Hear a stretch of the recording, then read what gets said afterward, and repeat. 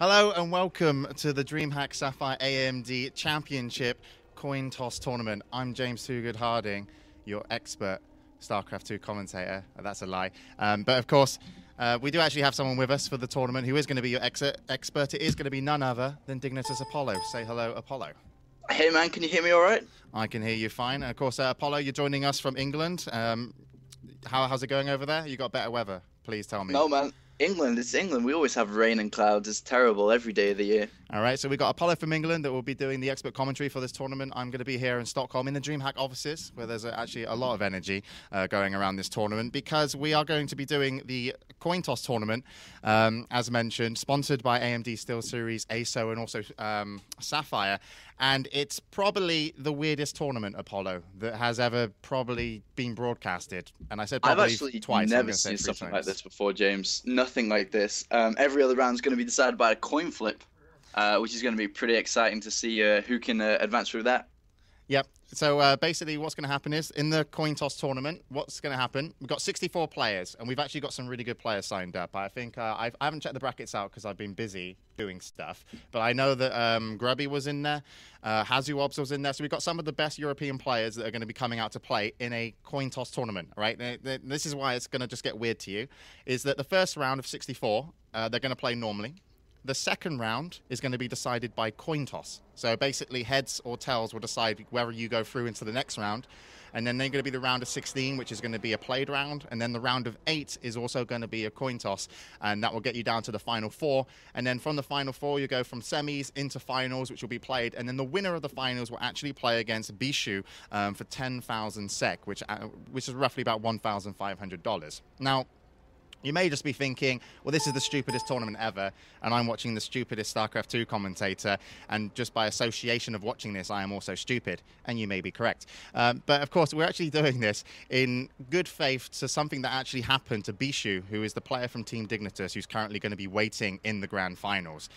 What happened was, Bishu in the Dreamhack Winter Tournament played in the group stages, where he was involved in a three-way tie. So the admins of Dreamhack were like, oh, three-way tie, play again, as they would. And they spoke perfect English, just like that. And so they played again, and then Bishu and the other two actually three-way tied again. So with time constraints for the tournament, the admins decided that they were going to do a coin toss to decide which one player out of the three was knocked out of the tournament and wouldn't qualify from the group. Now, it actually turned out, to, as you can imagine, to be Bishu. So he got knocked out of Dreamhack Winter by a coin. And because of that, we're going to be throwing now a tournament to kind of say, sorry, Bishu, and also give him a chance to have a crack at some prize money. But also the winner of this will actually get a spot in the Dreamhack Summer Championships, which will be obviously in the summertime for Dreamhack. So we're going to be doing that. But the other thing about that story as well is that the person that won the whole tournament, I think it was it Nami? Nama, sorry. Yeah, Nama actually was in the same three-way tie as Bishu and actually went on to win the whole tournament and won himself a lot of prize money and a lot of prestige. So he must have felt gutted, and now we're going to hold a tournament where other pros will enter in good faith to go into second and fourth round to only maybe be knocked out, of course, by coin toss. But we all know, people think coin toss 50-50, but heads is obviously the best. Heads is always the best, man. Every time I have a coin flip decision, I always choose heads. Yep. So, yeah, I do as well, but I'm going to go tails now, just against you. Okay, so we've also got some great stuff for you here as well. If you're going to follow us all the way through the tournament, it's sponsored by AMD and Sapphire, who are actually going to be giving you some chances to win some great prizes. Now, we're going to be doing this a little bit later, but I'm going to prep you now to make sure you guys know what's up. So you need to go to facebook.com, head over to /Sapphire Technology. Now, you're going to want to like that page. The reason is because later we're going to be announcing certain times where you can go and comment on the page, and you're going to be able to win some Sapphire graphics cards, the HD 5770, and they're also going to be giving away 2 AMD processors as well. So both Sapphire and AMD are going to get you covered if you're going to watch. 5 prizes to win, potentially, and all you need to do is get involved on their Facebook. So go on there now, make sure you're on the page, make sure you like it, and we'll be announcing the tournaments as we go forward. So, Apollo, we've kind of covered why we're here. Mm-hmm. This is you know, this is the start of the Dreamhack Sapphire A&D Championships. It's a nice kind of fun start to it. Obviously, you know, we've got the Invitationals on April the 12th, which is going to be 8 of the best, well, some of the best in the world coming out for that, and that's in Stockholm as well. But we're going to start here. Now, are you ready for this? Because I don't know what's going to happen. I don't know if we're going to get rages on us because of the coin toss. I don't know, man. I'm ready for this. It's going to be pretty awesome. And like you did mention, there have been a lot of really awesome players turned up for this tournament, despite this coin flip. And everybody knows that the coin flip is going to be a part of the factoring coming deep into this tournament. And then, like you said, there are a lot of awesome players signed up. Grubby, Goody, and all the Dignitas team, all the Swedish Dignitas players have signed up too. So there's going to be some pretty exciting games no matter what. Yep, all right. So I know we've got Hellspawn, the infamous admin. Maybe it was even him who flipped the coin. And I'm sure he got flipped off after that decision. But, of course, we'll be getting in the first games, and it will be the round of 64. So have we been given a game that we can go into? No, I'm just looking at the brackets right now. And I think I'm just kind of seeing which games kind of stand out to me in the first round. There aren't any two big clashes of big names early on. So it doesn't really matter who we choose. But I probably guess we should have a look at Grubby. Obviously a very well-known player, and see how he's doing recently with his StarCraft 2 training.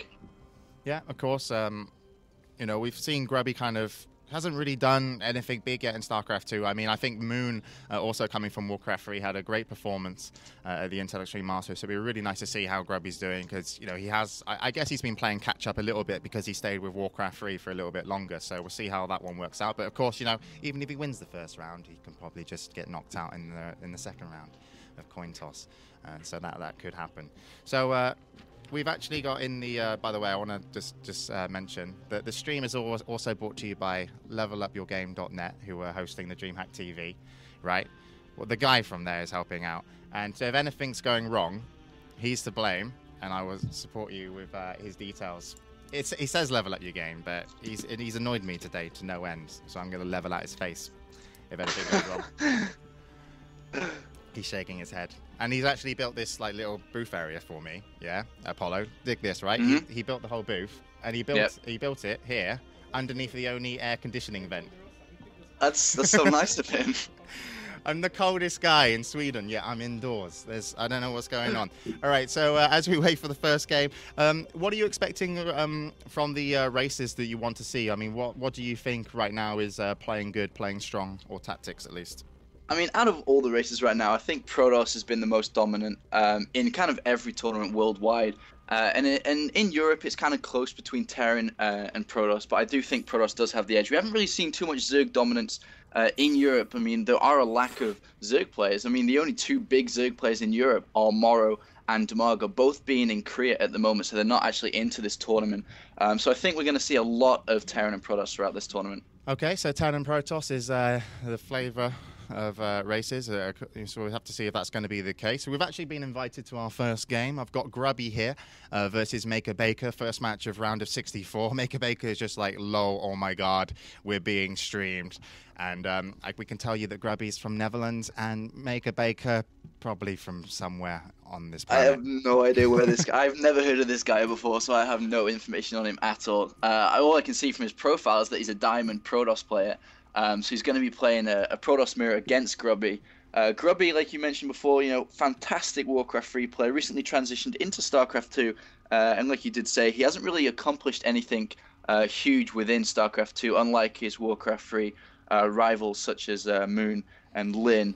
But maybe this tournament, if Grubby gets lucky, he could score himself a final place.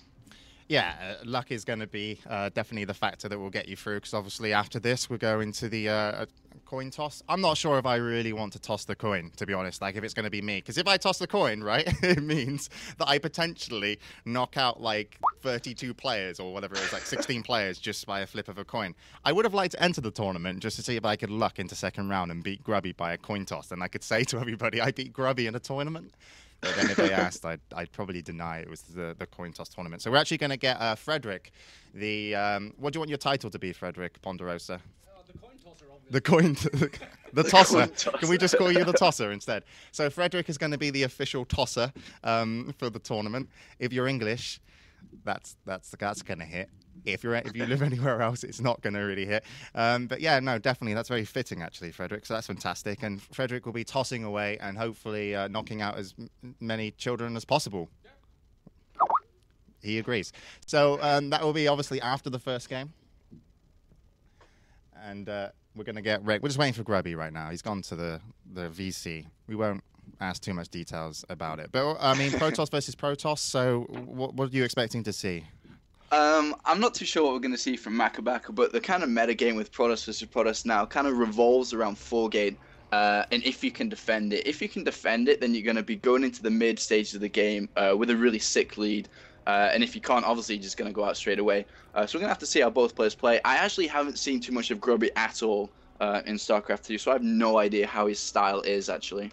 Yeah, of course. And while you're waiting for this game, if you want to just make sure you get onto the Facebook page of Sapphire, who will be doing the competitions throughout this tournament. It's facebook.com/Sapphire Technology. And there's going to be 3 graphics cards to win if you just tuned in, and also 2 CPUs. And we're going to be announcing how you win them after the first competition, after this matchup. So make sure you stick around for that. If not, you're just going to watch some fantastic games, hopefully, with some great players like Grubby playing, and Apollo will be giving you all the kind of analysts. My notes, by the way, if you haven't seen me commentate StarCraft 2 before, it's because I've obviously been playing it a lot, and my preparation notes for commentating StarCraft 2, which I've got written down here, is not talk much. Not talk much. Yeah. That's pretty good. All right, well, it looks like Grubby's back, so. And then we'll see how that works out. And to pronounce names properly. But yeah, no. How do you say Grubby's last name? Shankhausen. It's better than my pronunciation. Yeah.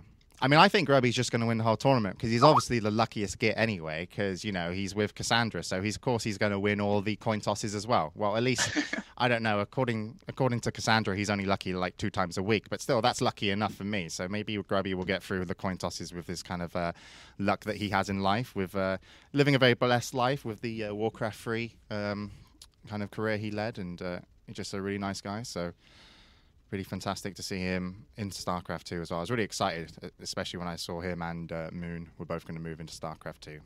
And Moon has had some sick results, actually. He's been doing really well recently. He's insane, isn't he? He's the nicest guy in the world ever. I went to China and for a competition with Intellect Extreme Masters, and I interviewed him. He's just like so nice. I'm like a massive Moon fan, but Moon and Grubby. I wouldn't cheat on one of them with the other. I tell them straight. So is everything ready to go now? Because both players are ready in the game, so we can. All right, I was basically set these guys to go, and we will be seeing this Protoss, and like the first round of 64 is going to be played completely on Shattered Temple, so that is going to be our first map today. Yep. And here we go. Going to be live in 3. So Protoss versus Protoss, Grubby versus Maker Baker, and this is the Dreamhack Sapphire AMD Championship coin toss tournament. There is luck in it, but also a Dignitas Bishu waiting in the finals to play the victor of all these matches. And we're live and we're in. So here we go. Grubby going to be spawning top. And Maker Baker at 6 o'clock. Yeah, like I mentioned before, I actually feel that this game we're going to see now could end within 10 minutes, especially if it is actually going to revolve around 4-gate. Usually the 4-gate timings is that the first warp-in is around 6 minutes, and the second warp-in is 7 minutes. And then if you don't kill somebody by then, you're going to be in a sick disadvantage. Grubby actually sending out a very early probe and placing down a proxy pylon on this side of the map. Very aggressive start by Grubby right off the bat. Yeah, and he's actually going to try and see if he's got Maker Baker spawned up there, which he will find out he hasn't, and it is going to be a cross spawn. So once he figures out that, he's going to continue on his scouting. So what do you make of the early proxy pylon? Well, it looks like he's going to be very aggressive straight away. And the thing that I'm really worried about is Maker Baker hasn't actually scouted. Usually you see players scout straight off after a pylon or after the gateway. And he's decided to scout after the gateway. And he might actually run across this. If he scouts to the right-hand side base first and then comes out after, he could come across these 2 gateways being put down by Grubby. Yep, second gateway is going to go down. Now Grubby's going to send his probe off to see, to the watchtower. And then as he where he can go from there. So yeah, of course, this is going to be quite interesting now with Maker Baker just kind of hovering over the 2 gateways and the pylon. And we have to see, because the route should take him to the north point where he will go past.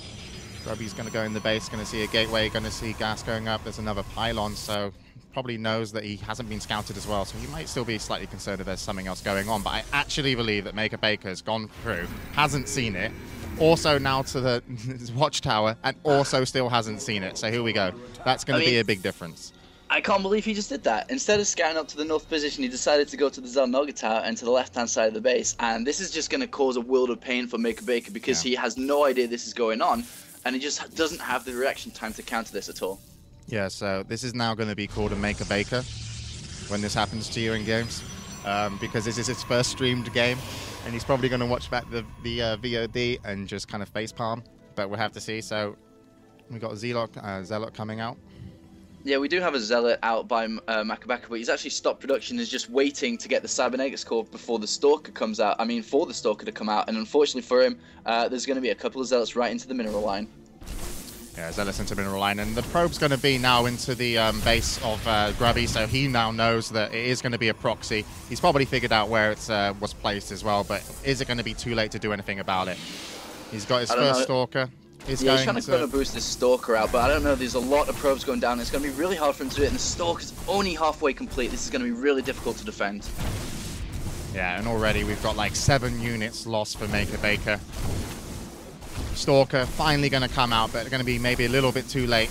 Maker Baker's going to go up against Grubby's Zealot. Stalker comes out, trying to take out the other ones, but still it's just going to hurt him so much on the economy. So I don't think there's any way to kind of jump back in from this. I mean, he's got the Stalker out, which is going to kite the Zealot, and he will be able to like push back Grubby, but at the same time, he's like 8 probes, maybe possibly 9 probes if he gets this one down, and Grubby's just so far ahead. He's even got a Forge in his main, actually saving up a lot of chrono boost. I'm not sure what Grubby's follow-up plan is in this. He's just waypointing more and more Zealots into his opponent's base. Yeah, building some photon cannons as well onto the left side, so that mineral line's going to get hurt even more, but it's also going to take a long time to get them down. One of them goes up, and then these Stalkers are also in trouble. Then on the other side of the mineral line, you've got a Zealot coming in, the 4 remaining probes, now a 5th one coming out, and, you know, I wonder if Maker Baker just wants to fight on to the end, but they did take the pylon out, so nicely done by Maker Baker to make sure that these photon cannons aren't going to continue their damage, but still, look at his minerals. Yeah, Grubby's really toying around with Maker Baker. He's playing around with him. There's no probes left. 1 just came out, and that's definitely going to go down 2. And unfortunately for Maker Baker, he looks like he's going to be leaving this tournament quite fast. Yeah, I bet he wished these chrono boosts were a confidence boost. Maybe he'll use that in the next game. But either way, it's going to be GG, and Grubby's going to take the first round with a proxy. So it's a 1 map, isn't it? In the first round. It's just. I think so, yeah, it's just 1 game. So we probably chose the first game that was the quickest game ever, and now we aren't going to be able to join another game. so we're going to have to wait for the next game, which won't actually be a game, which is actually just going to be a coin toss. So we possibly have the largest amount of downtime in the tournament that we're going to have today. But that's okay. You know why, Apollo? Have all the other games started in this round? Maybe, maybe not. Actually, it's a best of 3. So It looks like Maker Baker has a chance to pull this back. Then he can use the confidence boost instead of chrono boost, and he can come back. He can, man. I mean, he understands Grubby's style. It sounds like Grubby was even taking a bit of Mickey out of Maker Baker in that game. So it'd be pretty funny if Maker Baker decided to do the same to Grubby. Yeah, we'll have to see. And, of course, if people want Apollo to do the camera, you can just ask, and then Apollo can do it. But Apollo's expert, so he's going to fly around and do mental stuff. But it might be easier. Mental stuffs. Mental stuff. Mental fast stuff. All right, so I'm just waiting for an invite from Grubby before we go into the second game. I didn't know it was best of 3, actually. I thought it was just best of 1 for this one. But it is going to be a best of 3, which, as you said, gives Maker Baker the chance to redeem himself. I hope our coin toss is a best of 3 as well. That'd be pretty sick, actually. Are they best of 1, Tosser, or best of 3? Best of 1. Frederick tosses once, then he's done. That's all you need to know about Ponderosa. The from Dreamhack. All right, so we'll wait for the invite from Grubby for the second match, and I do apologize as well if my camera work isn't going to be fantastic as other people who is more fantastic than me, which is pretty much everybody that could be watching.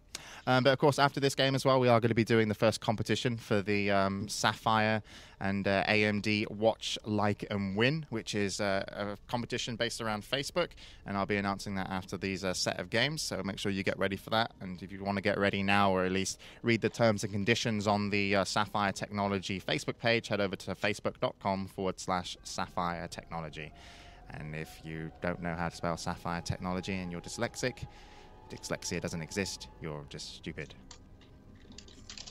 Alright, so we're in this game now. Which is the map of choice? It's going to be Shakura's Plateau, apparently. I just need to give you a suggestion, apparently. So let me give you the suggestion to join the game. It'd be pretty good if you were actually in it. That's a fantastic suggestion. Thank you.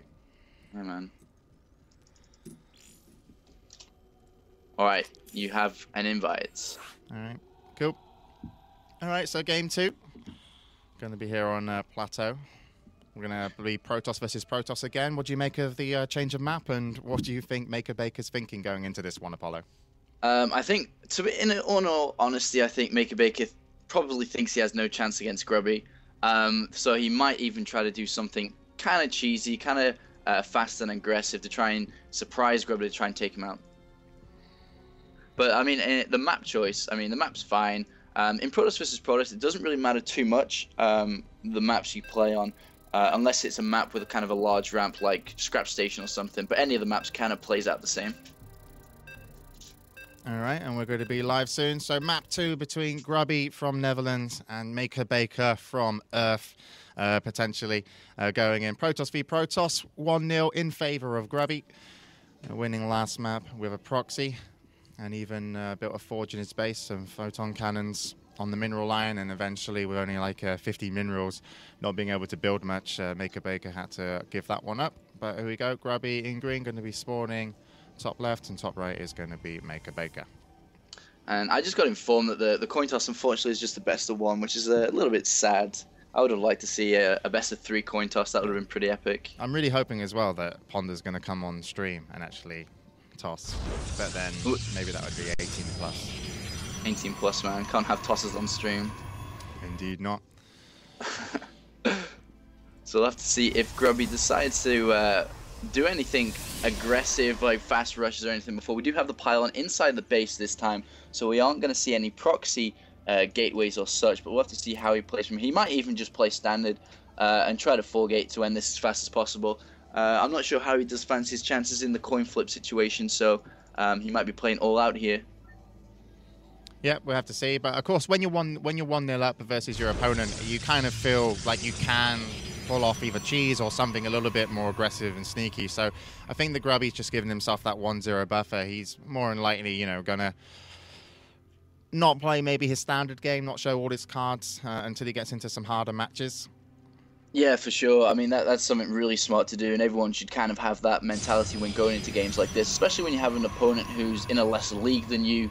You already know you've got a sick advantage against them. You don't have to play straight up standard, you know, with builds that you're going to use against the top players, because you're just giving, you know, information away.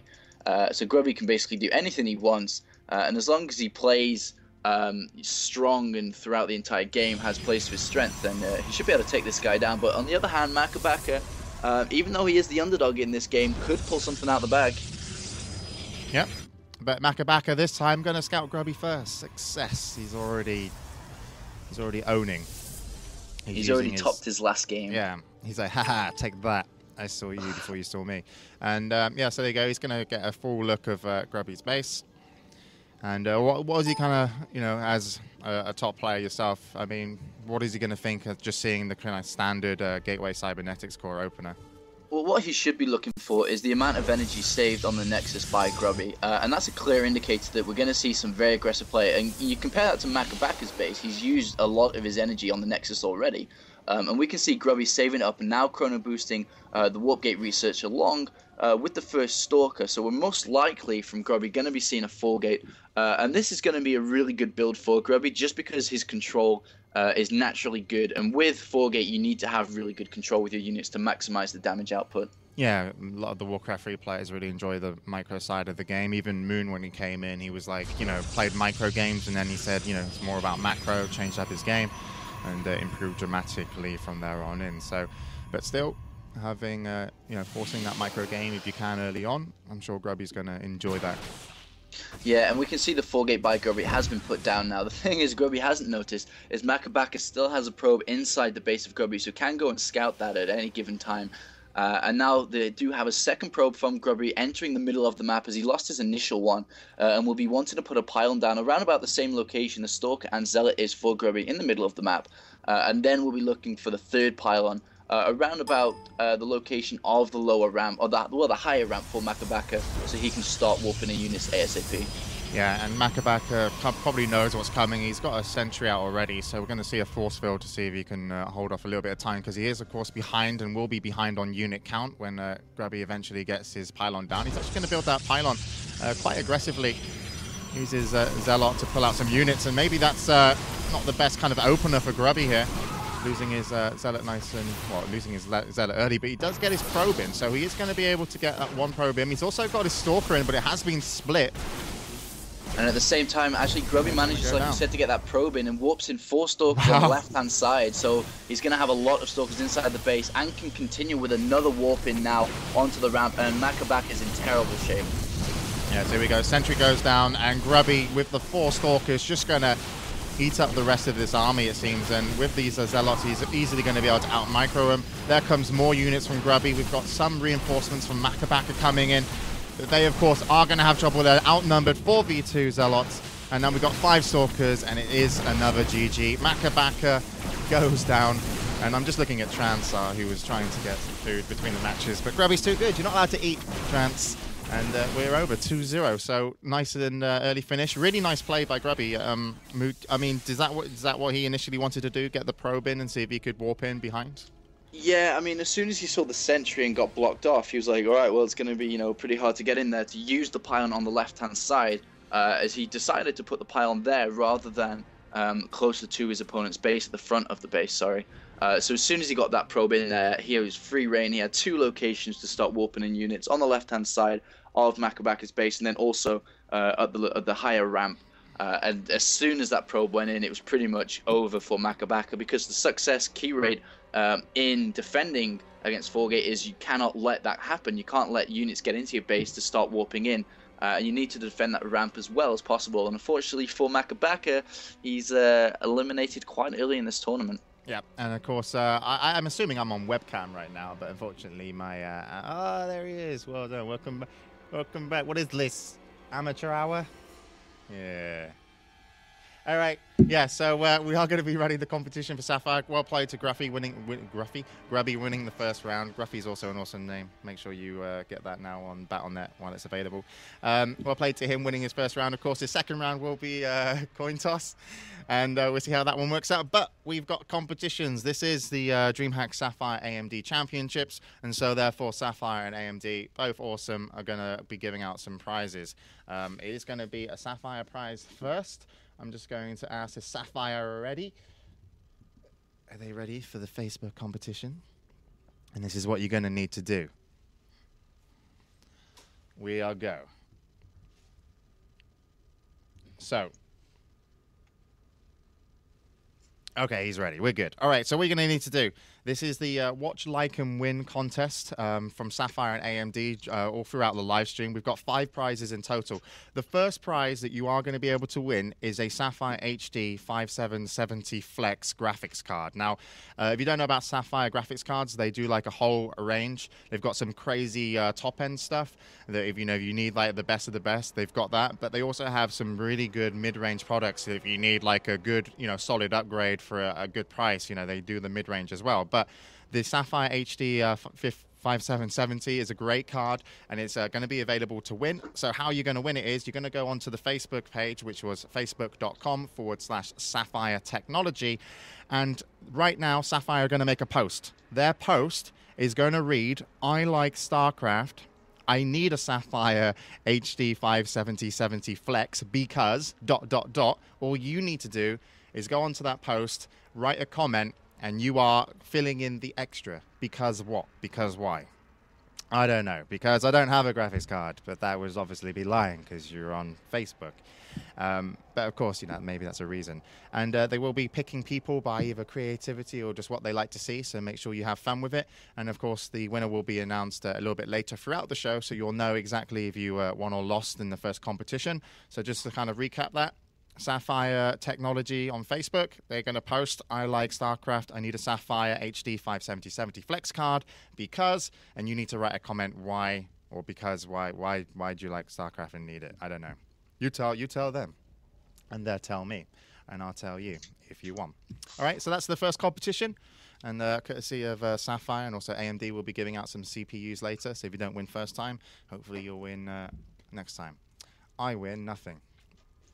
I never win anything either. I'm a terrible StarCraft player. I don't win any coin flips. I don't win any prizes or raffles. I don't win any games, especially StarCraft. But yeah, we'll see. All right, so how are the brackets looking? How many have we got? Because I can't see them. I just looked at the brackets just now, actually, and obviously Grubby's won. We have Bly, the Ukraine Zerg player, advanced into the coin flip round. Hazuob's advanced in the coin flip round. The funniest situation so far is if Naniwa wins his first round of the 64, oh my God, he has to go up against Grubby in a coin flip situation. So I'm not sure who's going to win that. I mean, they do play Protoss versus Protoss anyway, so it's almost a coin flip situation in that regard, but they are actually going to be flipping coins for that decision. And then as I move further down the bracket, Rage Wellmuse moved on. Raise Insolence versus Fuser is a coin flip situation also. Yeah, and if you want to check out these brackets yourself, if you're watching live now and want to go see them firsthand via the internet, just make sure you go to playdh.com, and there'll be a link for Dreamhack, and then there will be a link for, I think it's Dreamhack Summer. So we'll have to see. And I'm just watching right now, by the way, yeah, Frederick, like the guy who's meant to be tossing coins, is actually entering the Sapphire competition. I'm watching you over there, Frederick. You can't enter that. Frederick, if you win, right, by the way, we go halves. I got you. He's not going to win. All right, so yeah, apparently people are posting on the Facebook page, so well done, everybody. Because you play StarCraft 2, you're obviously the most intelligent gaming community out there, because you like, numbers and statistics. I play Quake. We're just a bunch of monkeys that run around and kill each other. But that's fun too, at least for after parties. It's easier to get girls. Just hit them over the head. Drag them down. All right, so when are we doing the coin toss? We were going to wait for the games. It's a lot of waiting. Is it worth jumping into if there's a game that the second game of the first best of three? It might be worth jumping into one of them possibly. Yeah, just sure. to get some games. If we can actually find any who haven't actually started the second game yet, yeah. I'll have to have a look in the channel on Battle.net. Yeah. So we'll have to get Hellspawn. Trance, get onto Hellspawn, the admin, and tell him I want in a game. And if he doesn't let me, I also know where he lives. Okay, Hazuob's also just finished his game 2-0. Cool. Let's have a look who else is down here. Show is in his second game now. Let's have a look at Goody. It looks like Goody also won his first two games too. So it looks like the first round is actually coming quite close towards the end. Every player I've looked at so far has finished up. All right, and then we've got the real skill match in the second, the coin toss. Yeah, the second round's going to be the most skilled out of all for sure. How do you think Bishu's going to enjoy watching people lose to coin tosses? I think he's going to love it, man. Sitting there with like a glass of brandy, shaking it around. You lose. Tails, no one picks tails. But yeah, so Grubby going up against Nanoa in coin toss, that's going to be awesome. But of course, there's still, like, the funny thing is, it's like you actually will care if you lose the coin toss, because there is still money on the line, 10,000 SEK. Which is what, like, some people have, like, it's like serious money, but it's like a crazy tournament format, but it's meant to be for fun. That's, so it's I don't know if it struck a nerve with anybody out there in the community. I just thought, I saw it and I just told Dreamhack they were stupid, and they said, yes, we know, it's fantastic, isn't it? And then carried on doing what they do in the Dreamhack way, which is the awesome way, apparently. All right, we have a game to join, and thanks to Hellspawn, we can jump in with Naniwa. Cool. Dignitas Nani, who's just about to play his first round, so let me give him a quick message here on my friends list and be like, hey man, invite me. Stop name dropping on your friends list, dude. You got I no know. one It's on my like, by friends the way, list. I've got like all these guys. That's the funny thing with Battle.net. You can actually add anybody. They don't have to accept you. So you actually create this awesome baller um, friends list. Does it show? Can you look at other people's friends list? Does it show you how many friends you have on your friends list on profile, like it does on Skype?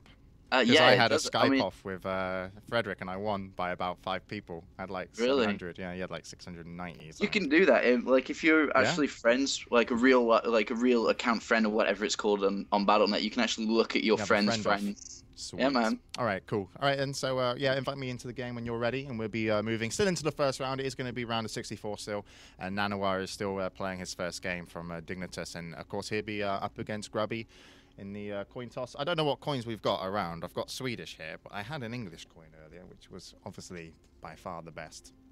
I don't have coins. I just have notes and cards, man. I'm not good enough for coins. Or I'm too good for coins. Ooh.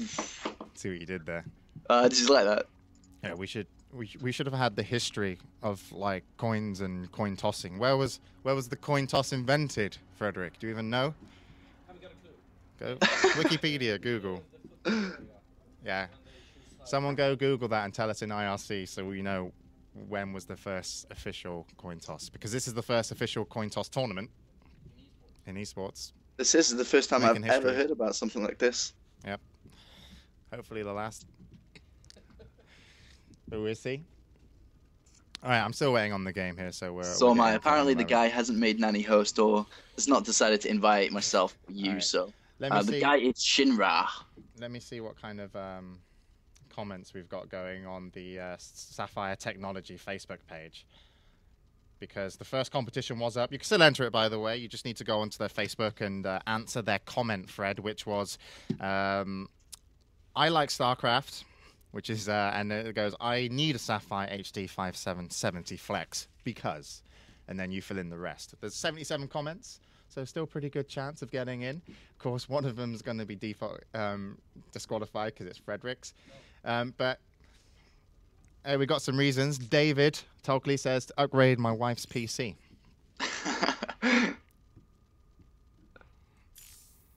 And then the guy below him posted to upgrade David Tolkley's wife's PC. Signed next door neighbor Steve. Bit suspicious. That's not true. It didn't happen. But yeah, they've got some good reasons on there. I'm sure there's some fantastic ones, so we'll have to see. We got one because Battle.net is Justin Bieber free. That's a fantastic reason to like StarCraft.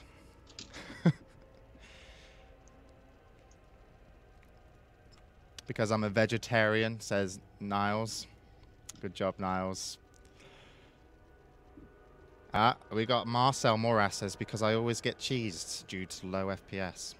Oh, That's like a, that's like a sad heart reason, isn't it? You'd vote for that. Okay, these guys are ready. Sorry, I'm more interested in the reasons than. All right, the world's Shinra game. has just been invited. Apparently disconnected, but he's back online and has been invited into the game. So just waiting for him to, still pending. But as soon as he gets in, we can start with this. Let me have a look at. I have no idea who Shinra is, so I'm just having a quick look at his profile. Apparently, I have an error saying this guy doesn't have a profile on my realm. I think that's because he didn't join the game yet. All right, let's have a look at this guy. Shinra just typed He's in the Masters profanities. League. Huh?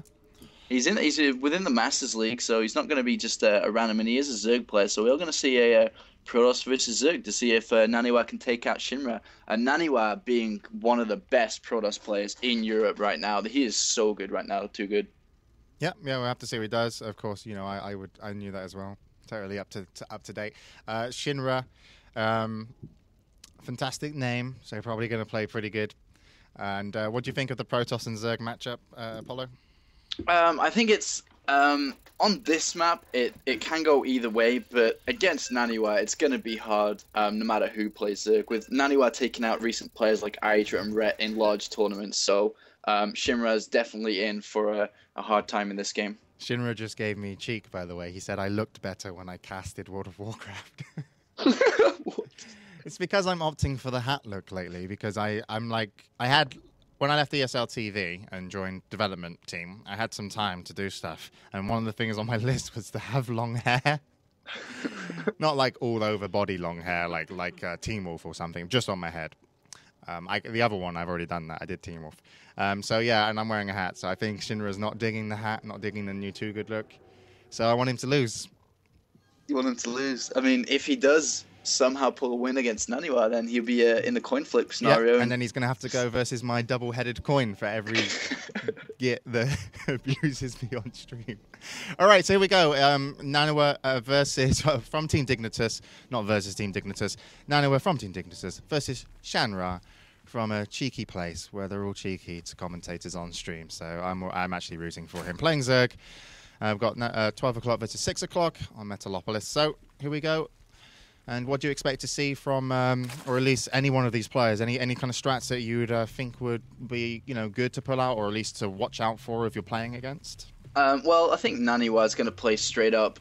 He actually, if I say that, I mean he might just go 4-gate and try to end the game as soon as possible. But I think the most likely build we'll see from him is 3-gate X-Band, very popular with Protoss versus Zerg as of recent, and especially when you cross position too. I mean, he can just macro away, being the stronger player overall in this game. He can just not take any risks and just play pretty much standard straight up. And for Shinra, I have no idea who this guy is, like his style at all. But I suspect we'll probably see some extractor build first, then into a sporting pool to get that early Zergling speed out, and then try to get a hatchery up around 20 or so. Yep. So Naniwa is going to scout Shinra. So he knows where he is, and that goes down the first spawning pool on 14. Yeah, I mean, I think he was actually trying to get a hatch down first, and then as soon as that pro was there denying the hatch, he was like, all right, well, that's not going to work out too well, and just threw down the spawning pool straight away. And he's looks like he was going to drop a pylon there, and actually, yeah, he does drop a pylon. So what does this mean? He's just blocking off the expansion. He might even, cancel it in a little bit and then build another one just to, deny it for as long as possible to make and force him into building an extractor, into forcing him to build an extra overlord and so on. He's even bringing down 2 probes, so he's really keen on getting this hatchery down as soon as possible, and he should be able to get it down in the next 10 seconds or so. But at the same time, Shimmer actually gas steals Naniwa in his base, which is kind of keeping him off higher tech. And this, most likely to me, he's trying to force Naniwa into a narrow path, which basically is only going to be kind of 4-gate builds. And that's not something I'd like to do against Naniwa because his control is so good. Making him be aggressive off the the first few 5 minutes of the game is going to be pretty hard to play against. All right, so Cybernetics calls up, Warpgate being researched, Stalker as well, lined up after the Zealot. And of course, we did have that hatchery go down, a little bit delayed, but how much is that going to hurt the Zerg player of Shinra, or not at all with what he's forced with the putting down an extractor? I don't think it's going to hurt him too much at all. He's definitely going to need a Roach Warren or, think about getting gas soon, especially if he's going to play against 4-gate. And I think that's most likely what we're going to see. And there's 2, and then the probably 3rd gate goes down now. So we do see 4-gate from Naniwa. And he does have a probe on the right-hand side of the map in that hidden location just there, which he will be moving down to get a pylon up so he can start warping in. And I think that Shinra should be kind of expecting 4-gate because the gas has been stolen, Naniwa just doesn't have the gas upkeep to kind of go for a higher tech build. Yep, so the 3-gate is going up, and of course he did send that Zergling up to see what, if he could get any information. So what information do you think he's got, and what do you think Shinra thinks coming? Well, he saw that the Cybernetics core was being, chrono boosted, and also the Stalker 2, which is kind of indicative of 4-gate. And at the same time, all these units are coming in now from Naniwa, but he hasn't even got gas. He's gone pure mineral build, Shimmer, which is a little bit unorthodox, to be honest. And all he's going to have is slow speedlings and a few spine crawlers at the front with a couple of queens, yeah. So I'm not really sure if he will be able to hold a lot of early pressure, especially with slow speedling, so bad off creep for sure. Yeah, well, the second spine crawler not going to go up, but he does have 2 queens to tank some of the damage, but these stalkers rightfully going to take down the spine crawler while it wasn't done, and of course, the Zerglings with no upgrade as well. This is going to be very hard to defend, and it's almost the queens that are going to have to do the brunt of the work. But right now, they don't seem to be that effective, even on creep with this many stalkers, since those queens won't have much backup. But of course, if Nani goes a little bit more aggressive, they will come out and be able to play. Yeah, and like the suddenly. queens have got a lot of energy for transfusion, but there are just too many units here from Naniwa, and he's taking queens down very fast here. Need to hit more alt key, I do apologize. And yeah, there we go. Another early GG. Naniwa takes Shinra down. Similar style to similar kind of time frame and how Grubby finished off his games as well. And I do apologize. I will hit the alt key more often and better. It's not a good day to be royalty in that matchup because them queens were dying fast. And Naniwa takes that game really, really super early and fast, just with a simple 4-gate push. And I'm kind of wondering with Shinra's mindset in that game. All right, you go in, you steal the gas, you kind of push your opponent into going 4-gate because you know, take the gas from him, but then you don't properly defend against it. And with just speed, or not speedling, so just with Zerglings, queens, and spine crawls that didn't even finish, just clearly not enough. Yeah. So what would you have done, or would have liked to have seen Shinra to do instead? Like at least get a gas and then maybe put something else out. Yeah, well, since he kind of knew, or you kind of knew what Naniwa was going to go into, you kind of have to get up speed, obviously, a lot faster, and then you need to get the Roach Warren up to actually defend. Because if you don't get a Roach Warren up, your opponent can just consistently warp in Zealots, and Zealots will just melt Ling after Ling after Ling. And then you need to get the Roach Warren up to actually defend against that successfully. I mean, the idea is kind of clever a little bit, where you just go mineral only and get a really good economy. But if you don't get enough spines up, then there's just no way that's ever going to work. All right. Yeah, I'm just checking the comments once again.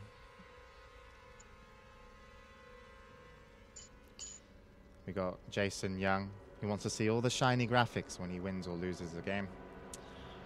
I want the most stupid ones. If I was in charge of this competition, the most stupid ones would win. But luckily, I'm not. Because all my coins flipped showed me a win. Bianca Nicole there, apparently winning all her coins flipped against herself. So she would also have lost it as well. But I think someone already posted as well because I lost the coin flip. But I don't think a coin flip round has happened yet. Has there been any coin flips, Frederick? Have you tossed yet? No. Gonna do it. It's like official thing, isn't it? Yeah. I mean, that's why people are tuned in. It's the big event. I mean, all this other StarCraft stuff, anyone could win this. Right, here we go. Map 2. I'm in. Apollo's in. Shinra's in. Nani's in. And we're going to be seeing Zerg versus Protoss again on Plateau. So, mindset for these players right now? Did you feel like Naniwa's going to be super confident here, Apollo? Yeah, definitely. I mean, every StarCraft 2 player who kind of knows he's playing a lesser opponent will always go in with a very confident mindset. And as long as he plays straight up and plays to his strengths, then he should be able to take this game quite easily. But then again, Shinra is still in the Masters League, and he did have the little gold star next to his symbol on the ladder. So obviously that means he is top 8 within the Masters League. So we'll have to see how he does in this game. All right, so spawning across from each other, so fast spawns once again. Any kind of predictions or at least tactics you see that may be used once they find out where they've spawned? Well, I think the best kind of style on this map is going to be a macro style. You don't really want to be too aggressive either player, unless Naniwa just wants to finish the game with another 4-gate. But we're actually going to see Shinra scout a little bit earlier than usual. He's going to find out where his opponent is and see what's up. And at the same time, Naniwa is going to be playing pretty standard, I think. Just going to get... actually, the gateway's a little bit late than usual. We're going to put that down at 13 rather than 12, but that's no problem. Obviously, if you feel that confident against your opponent, you can even squeeze small advantages out like this and, you know, put down the gateway a little bit later than usual. But players have noticed that they have spawn cross positions. Naniwa is going to be going up into the main of Shinra and vice versa. Shinra will be entering the main of Naniwa, so they know where they are. And basically both players will be... Well, I'd like to say both players would like to play a drawn-out macro game, but I think Naniwa's confident enough with his control early game that he could take down this guy with quite an easy 4-gate. All right, well, we'll have to see if that's going to be his weapon of choice, if you can call it that. And he's actually going to be, once again, trying to block the hatchery on the natural. And this is so annoying to deal with as a Zerg player. It's so frustrating to deal with this probe, and it does really delay and could even change your build. If you actually go with the mindset of, all right, I'm going to go 15 hatch, or I'm going to put a hatchery down first, and then this probe comes in from nowhere and starts blocking you, then it really does mess up your build. Yep, so trying not to take too much damage. Looking to see if he can get another look at the base here, but go probe as he gets out. Yeah, and compared to the previous game, we actually do have the extractor going down now for Shinra in this game. So you're going to be seeing some gas being used, whether that be for the speed upgrade for the Zerglings or if we do go into Roaches. And at the same time, we do once again have the gas steal by Shinra in Nani's base, kind of forcing that tech path into a narrow leadway, which will probably go down into 4-gate most likely again, unless Nani starts to take down that extractor quite soon. Yep, and Cybernetic score is up, and Warp Gate being researched. No chrono boost on it at the moment. And Naniwa's going to remove his probe from scouting Shinra's base as he gets chased away from Zergling. So, hatchery down. How do you judge the game so far with the early openers? Well, it's quite even. The only thing that Shinra hasn't really done, he hasn't really followed up with any scouts on the ramp up Nani. He doesn't see if he's chrono boosting what. He doesn't see any gateways being added, and we actually do see the 4 gateways being added. So once again, we will be seeing some very aggressive style. And what Nani likes to do is warp in or get a pylon close to the high cliff here, as you can see, so we can warp into the main base, kind of like we saw Grubby do in the first game, while putting a lot of pressure on the front. And I'm not sure that Shinra's even going to have enough to defend against this. Alright, so first Stalker as well is going to join the fight, so these Zerglings are going to feel a little bit less useful, especially versus the Zealot as well. But Probe's looking to go in, and it's kind of like exactly what Grubby did, but this time he's going to have a little bit more trouble as the Zerglings chase that Probe away, as he wanted to get vision so he could warp in up there. But either way, still some good harass down here by the hatchery. How do you feel that Shinra's holding off this fight at the moment? He's not going to hold this off, I don't think. Well, he's let Nani build a pylon inside the base, so he doesn't even need vision up the ramp anymore. He can just walk in straight into the base and warp Zealots into the mineral line. There's no defense on the main mineral line. And once again, we're seeing Zerglings without speed, not being able to get any good surrounds. And this spine crawl is nowhere near complete, and this is looking pretty bad for Shinra straight away. Yeah. So after this, we have to see if Shinra's just going to hope that all the Protoss that ever 4-gate in, against him are going to lose in the coin toss flip. But we have to see. So Spinecrawler not going to make it up. Stalkers will take it out. We do have the upgrade though now for the Zerglings, as they will get a decent amount of damage onto the Stalkers, but still not much. I mean, units lost, just 1 unit lost so far for Nani. Yeah, and a lot of things in production, but these Zealots, like I mentioned before, if you consistently just warp in Zealots over and over and over, these Lings are not going to be able to do anything, even though he does have 10 in production. Both Queens have come down, but there's just not going to be enough units for Shinra to hold this. Yeah. So, Stalkers, though, still taking a brand of the damage, but these Zealots doing a great job. Maybe they could help out, but the Stalkers will be victorious and will lose 1, and another one will go down to a swipe of the Queen. So still a decent kind of fight there, but he's really got it backed up. He's really backed up against the wall now, as Naniwa's going to bring another round of Stalkers and Zealots, which will, of course, make this quite easy of a fight. And the Speedlings go on to the Zealots, and they're going to get taken out. So already, it's going to lose his natural attacks. Yeah, now even warping into the main too with another wave of Zealots. And GG called, and Naniwa moves on to the second round against Grubby, where they will be flipping some coins. Yay. Alright. 4-gate. I should have asked people, like, oh, what do I need to know about commentating StarCraft? They'd be like, oh, just 4-gate. 4-gate coin flips, that's all you need for this tournament. Coin flip is good. Alright, so we're still in the round of 64. The first game is finished. I'm not sure when I'm meant to announce the prize. Let me check my cheat sheets. What are the prizes again? We got graphics cards. Ooh. Sapphire graphics cards, the HD 5770, and we also got some AMD processors to give out a little bit later as well. So stay with us. I just want to make sure with my cheat sheet, because I'm totally on top of everything here, in the Dreamhack Sapphire AMD. It's not actually a piece of paper. I knew the name of it, which is why I'm not going to finish it. The Dreamhack Sapphire AMD Championship. And, of course, the championship, there's going to be more tournaments in the championship, and they won't be won by coin toss. They're going to be an invitational in Stockholm, April the 12th. If you've already got tickets for that, you're very, very lucky, because you'll be able to sell them for lots. Don't sell them. Stop putting them on the black market. We know you're doing it. That's actually going to be such a sick tournament, James. Yeah. That's actually huge. That's so big. Yeah, we've got there's some great names going down there. We've got MC, previous GSL winner. Am I correct? Yeah, and then we've got Jinro coming back to Sweden. welcome home party for Jinro.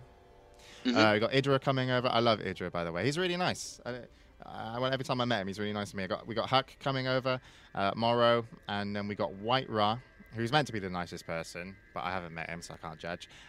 This is how I judge StarCraft 2 players, on their niceness, because I don't appreciate everything they do in game. And of course, TLO, who is officially the handsomest person. And then there's one more to be announced quite soon, I think. I'm not sure when that is to be announced, but one final player to be announced soon by Dreamhack. Yep, I know who it is. Can't tell you. I think I know who it is. But I mean, I've got a kind of choice between two players. I might just coin flip to decide which one I think could go. I can tell you it is indeed Fatality. He's moving really? He's moving into StarCraft 2, coming from a Quake, and he's going to make his first appearance. And Fatality. You ready for the coin? StarCraft 2 bad on that game. Huh? You ready for the coin? Yeah. So what's happening in the coin toss side? Is it like everyone gets to choose if like you're either heads or tails? No. Or you're doing it separately all the way? No. We're going to one sit in here. the upper, The one in the upper? The one in the upper of the bracket. Okay. We'll get heads. Okay, this is Ponder, who can't fit on screen because he's a leper. Yeah. So we're gonna begin There's with not enough Grubby versus Naniva. Yeah. So, And this, Grubby gets heads because he's in the upper. so they didn't in even the get to bracket. choose. Do you reckon he's happy with heads? I'm choosing it. You're It choosing doesn't it for matter. him. It's a coin flip. Oh no, it matters, man. Don't fuck with the coin flip. It matters. But why? Whatever, mate. Yeah. So Ruin the coin flip. yeah. So Yeah, we, go we on start then, up it's fine. with the. If you put Yeah, up Grubby the, versus Nanoa. Bring it up on screen. Yeah. This is the big moment everyone's been waiting for. What kind of strats do you think Grubby's going to be wanting to pull out on this one? To beat 4 game. Just saw a giant. I don't know, Swedish man. I head. think he might actually go for DTs this game. And if Naniwa decides to go for 4-gate, Okay. then I guess Grubby's going to win. Wait. We're doing an Apollo. I need to watch this. I want to make sure. Which one's heads and which one's tails? This one is heads. Which one? This one? Yeah. All right. Apparently, you can't see that because it's reflective and stuff, but that is heads. Right? That's number 5. That's heads. And then the other side, on these silly Swedish coins, which are pretty much worse than Monopoly money because they're worth nothing, and that one's tails. So Grubby gets heads, which is the big 5. Yeah. And Naniva. Naniwa gets tails. So let's see which one will be out of the tournament. Best of one. Best of one. A man's Best game of of one. coin toss. We do every match. Chup, chup, chup, chup. You're doing every match. No, every match is like that. Yeah, of course. Yeah, I thought you were going to do it separately. I mean, there's probably a few people out there who are excited to tune in and watch just coin flipping for the next 3 hours, but you've disappointed them at least. Like 3 minutes. No, but not if you do everybody. Do everybody. Come on, do it all at once. Everybody top No, heads. No. Oh, you're doing everybody separately. Yeah. Okay, cool. course. Do it. Okay, so Grubby versus Nanoa. Yeah. Where are the brackets? Completely lost. I do it now. Yeah, I know. I want to see the brackets because I need to keep up with the matches. Grubby versus Naniwa first, and then Air Force and versus Soccer is up next. Oh, okay. And then we can do it from there. All right. All right, go on in. We're ready. Grubby versus Nanoa. He's flipped it. He's caught it. Should be on camera. Bring it in. I want to see the hairy hand. And it is going to be tails, so Nanoa wins. Naniwa wins. Grubby. Oh, sorry. Sorry, I don't want to Grubby. give him that news. I feel horrible just being. You didn't tell me if you come down to Stockholm and you have a fun time. You can commentate some StarCraft 2. You'll get lots of people like you. And you've given me the worst tournament. I've got the worst co-mod, and got some midget over there producing it. And now everybody hates me because I've not Grubby out. Hey, joking, Apollo. You're actually the best thing here. You've ruined my StarCraft 2 career. Well, I think I did that myself, actually. Next game. Which one? Forzen and Soccer. Yeah. I know Soccer. And who's Forzen? Forzen's Forzen. Well, good answer, mate. Fucking genius over there. Right, go on then. The top. The top one is Forsen and Soccer is tails. All right, Soccer's tails, Forzen's heads. The hairy hand of Frederick decides your fate. Soccer wins. Soccer wins. So Soccer wins. Soccer goes through. Congratulations, Soccer. That'll be Soccer a story. survives the coin Yeah. flip. Well, he's pretty good at coin flips, actually. He was bragging to me earlier the tournament that he wins all coin flips, and he was practicing. So great job. That practice paid off. Soccer goes through. Next I'm not is gonna be able to Bly talk to Grubby versus again. Huh? Rolzen. Next, no, Frederick's got me over here, I reckon. Who? Empire. Bleu. Empire Bleu. Rolenzen. Okay. Empire Blues. Empire has heads and Roland has tails. All right. Empire is heads. Rolenzen tails. Empire goes. Heads. So Empire goes through. Congratulations, Empire. You made it to round of 8. Fantastic job. Oh, 16. Round of 16. You won't make it to round of 8. Maybe you will. I don't know. Let's see here. Okay, next game. Lelouch versus Sasa. Lelouch versus Sasa. Yeah. Sasa, the used to be the famous Warcraft 3 player from Sweden. Yeah, still famous. Still famous. He And, hasn't phoned me. Lelouch He's not has famous heads. anymore to me. He's not even alive to me. All right, so Lelouch heads. Lelouch heads, Sasa tails. Sasa tails. Okay, go. Drum Good. roll. Good luck. Bring it. Bring it. Ah, it's tails. So who's? I can't remember. Sasa. Oh, Sasa wins. Yeah. Lucky you, Sasa. Unlucky opponent of Sasha, who I've already forgot your name. But don't let knock your confidence. I forget my own name, in all fairness. There's a hole in the brackets for the next one. We've even 'cause got Merce people has to play betting on healthy. who's going to win. I think they wanted Sasa to lose. We're waiting for one game, so we're going to do that one later. So now it's Hasu Ops Hasu Ops versus Muse. Muse. Yeah. Okay. And Hasu Ops has heads and Muse has tails. Hasu Ops has heads. Moose has tails. Yeah. This is a coin flipping term. They're not mutants. Go for it.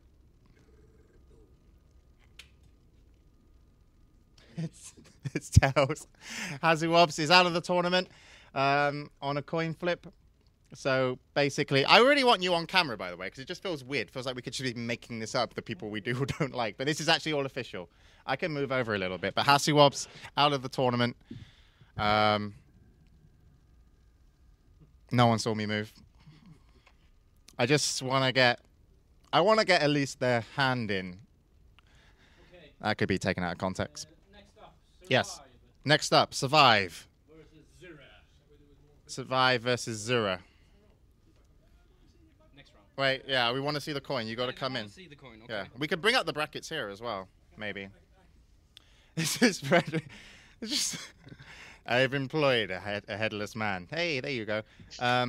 Flip the coin, you fine athlete. What place was it? I don't know, you Yeah. forgot.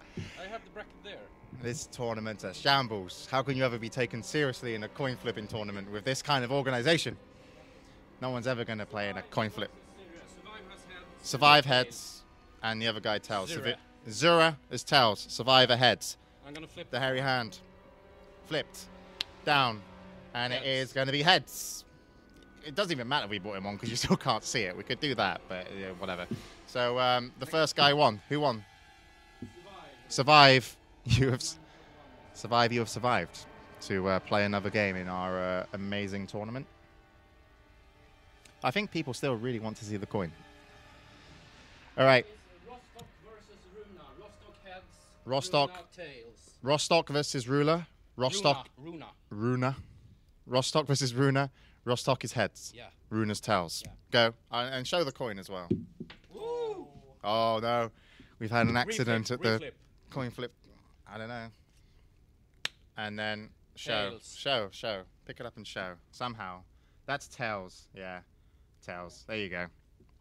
We should do that on the big one. So, tails, the second guy won. Nunya.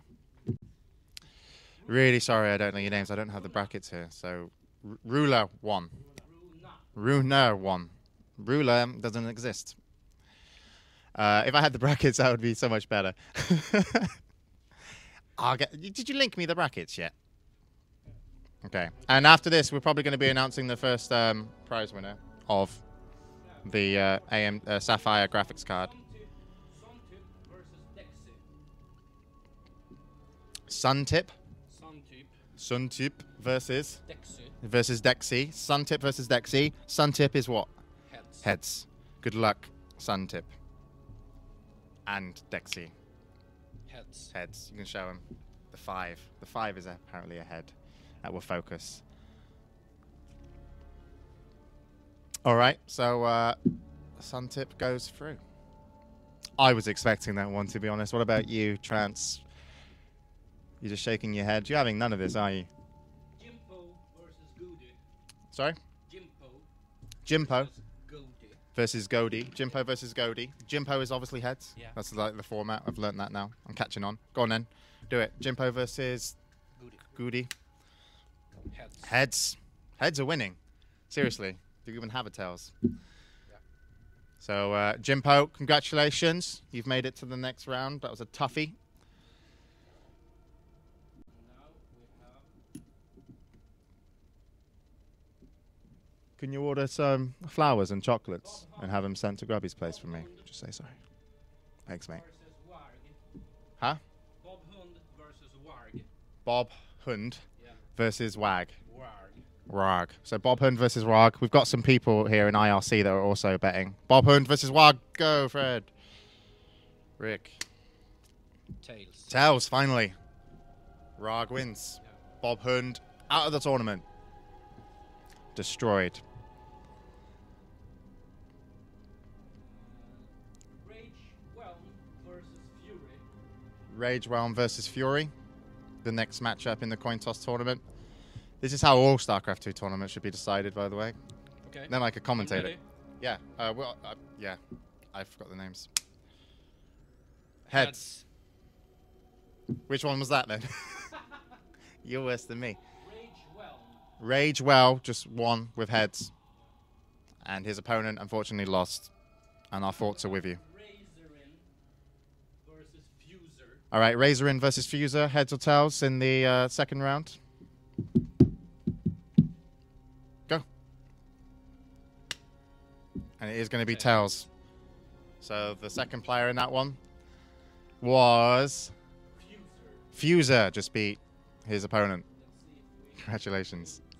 And if you're wondering, by the way, why this is so ridiculous and how you feel this is maybe numbing your intelligence and you're slowly starting to dribble, it's because it's a coin toss tournament, the first fun tournament to kind of kick off the Dreamhack Sapphire AMD tournament. And the reason we're doing it is because Bishu, who entered the Dreamhack Summer competition, actually got knocked out of the whole competition via a coin toss. He drew in his group with two other people. They then had to replay. They drew again. So the admin, did a coin toss. He lost, and then he was out of the tournament. And Dreamhack felt horrible. Embarrassed, maybe? I don't know. Not embarrassed. Just horrible that it had to happen, yeah. And, of course, now he's in the finals waiting to play whoever gets there. But, of course, to get to the finals, you're going to have to go through 2 rounds of amazing coin toss. And, of course, round 1, we've already lost Grubby. We've lost... did we lose Hazu? Oh, okay, well, we lost Goody. Yeah, we lost Goody. All right, so here we go. Next one, we have a couple more. 2 more, couple more. 3 more. 3 more. Eob versus Nurtio. All right, Eob versus Nurtio. Miss Sweden to flip the coin. Looks similar to Frederick. And we have Tails. Tails. So Urchio, I think it was. Yeah. So congratulations to Urchio. We got any big names that we can disappoint ourselves more? Huh? Sitopia. Sarashin. Sitopia versus Sarashin. Battle of the S's. Heads. So Sitopia is going to win versus Sarashin. If those are your real names. And there were a couple of games that apparently... Protosser versus Elfie. Protosser versus Elfie. Protosser, you're going to be heads. Elfie, you're going to be tails. Here we go. Boom. Heads. Heads. So Elfie is going to lose that one. I hope the admins are keeping up with this. Gaston versus June. Say again? Gaston. Gaston versus June. June. I think Gaston versus June. I think that's the last one. I Last double, one. Double check with We'll double check. the admins. All right. But Gaston versus June. Gaston heads. Gaston, your heads. Gaston, I'm rooting for you. Ah, tails. I shouldn't root for people. Sorry, Gaston. Please don't find me and hurt me. Check with Hell's Ball. So, Gaston, sorry you lost that one. June, you won that one, and you will go through. So, yeah, Some unfortunate people were lost, but it's part of the tournament. They knew what they signed up for. Hopefully, maybe they felt some sympathy if they needed to for Bishu. I'm not sure the purpose of it. I'm not sure what we're teaching here. There's got to be a point to this madness, but we'll figure it out. It's all done? The bracket is updated. Yep. All right, so the brackets are going to be updated, and we will move in to the next stream is black. Okay, it works now.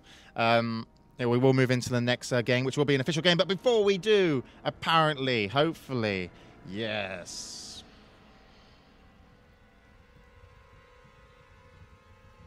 I'm just going to talk to Sapphire. Sapphire are awesome. They're like loads of people from Sapphire are watching StarCraft 2. They're quite into it, actually. I've seen some of their profiles in game. I'm just going to ask if I can announce the winner, or there is a winner. I'm not even sure how I'm announcing it, but we were giving away, or Sapphire were giving away with Dreamhack and AMD the Sapphire card, and it's already been won, the first one, and apparently it's won by a guy, and I'm sure that's not a real name. I'm going to ask if that's his name. Trance, what are you typing? Okay. All right, so the guy who won the first Sapphire tournament for completing the sentence, I like StarCraft, I need a Sapphire HD 5770 Flex, because was won by a guy called Hugo Boss. What? A guy called Hugo Boss won it. What did you write? I don't know. What did he write? I'll ask. Go check the Facebook. Yeah, I need to go check. I'll Control F, find it. That's for real? The guy for Hugo Boss? I mean, he doesn't need to win anything. His name's friggin' Hugo Boss. He's already got a winning name. He's by winning right now. That's what just happened.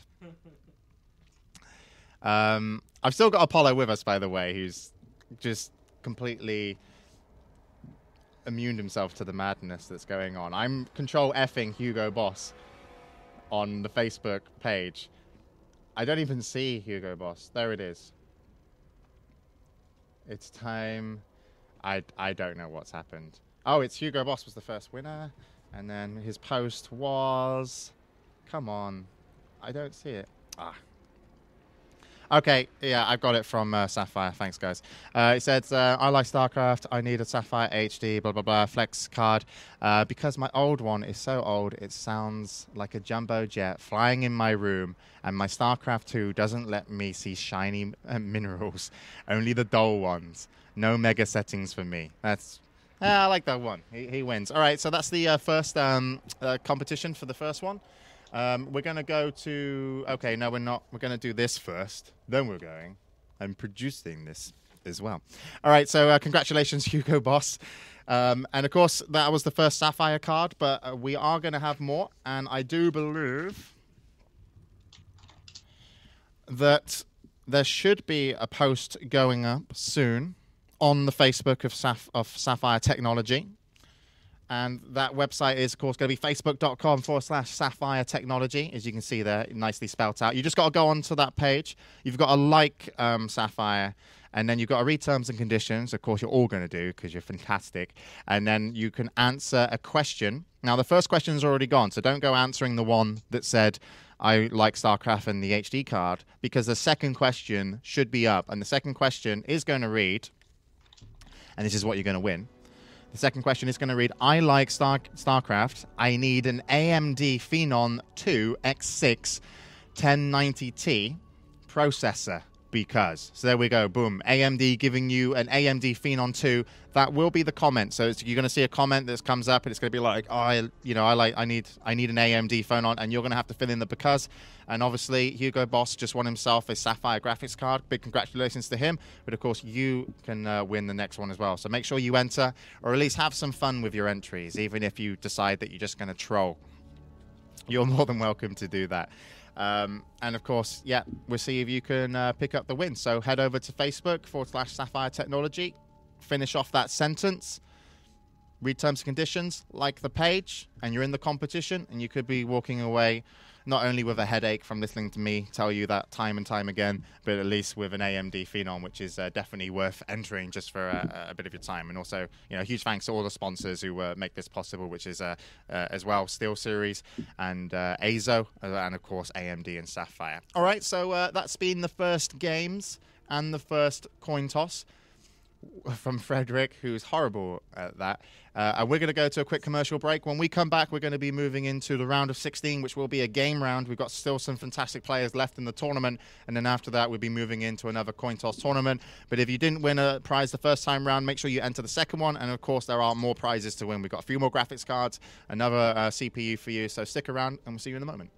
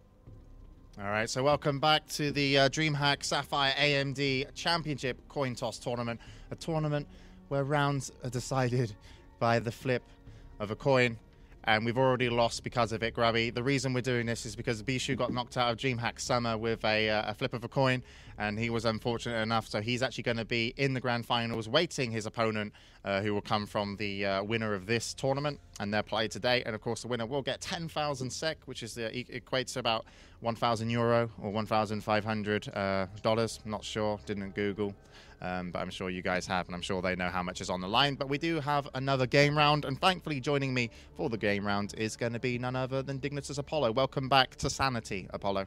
Yeah, man, I took a breather while you were doing the coin flips, got a drink, and that was pretty intense, really. Very intense round. It was, wasn't it? I mean, Grubby losing. I know, he man. didn't even kill anything the last time I checked. He updated his Twitter as soon as he lost. He was like, well, I guess that's me done in the Dreamhack tournament. I hope he never enters a Dreamhack tournament now, and everyone hates Dreamhack because of it. That's what you're going to do, Freddie. That's what you're going to do. I hope they don't hate you, man. I hope they don't hate you. Yeah, don't hate me, Grubby. I've seriously got flowers and chocolates coming to your house. As long as Trance doesn't, like, eat the flowers and other weird stuff that he might do. All right, cool. So, yeah, that one's over, but all in good faith, and I'm sure Grubby had, you know, a bit of smile about it. He's a great character and always in good spirits. So there we go. Game round. We're in game. We've got Nanawa as well back in action. From Team Dignitas, playing against Socky, and it is going to be Terran versus Terran. So, Apollo, the matchup as we go live, Metalopolis, what do you expect to see between these two? Guys are actually two Protoss players, by the way. Two of the best Protoss players in Europe. But they decided, since, you know, this tournament is, you know, based around fun and, you know, to give Bishu back something, they decided to play Terran versus Terran against each other. So they're actually going to be playing off-race on this map on Metalopolis. Yep. And Bishu probably sat in a big, like, armchair, leathered couch or something with a you know, glass of brandy watching this. That's how we like to imagine him in his Swedish apartment. Obviously. Watching this stream in HD, strolling around. Nah, of course you were going to lose with heads, Grubby. He's developed some sort of weird voice.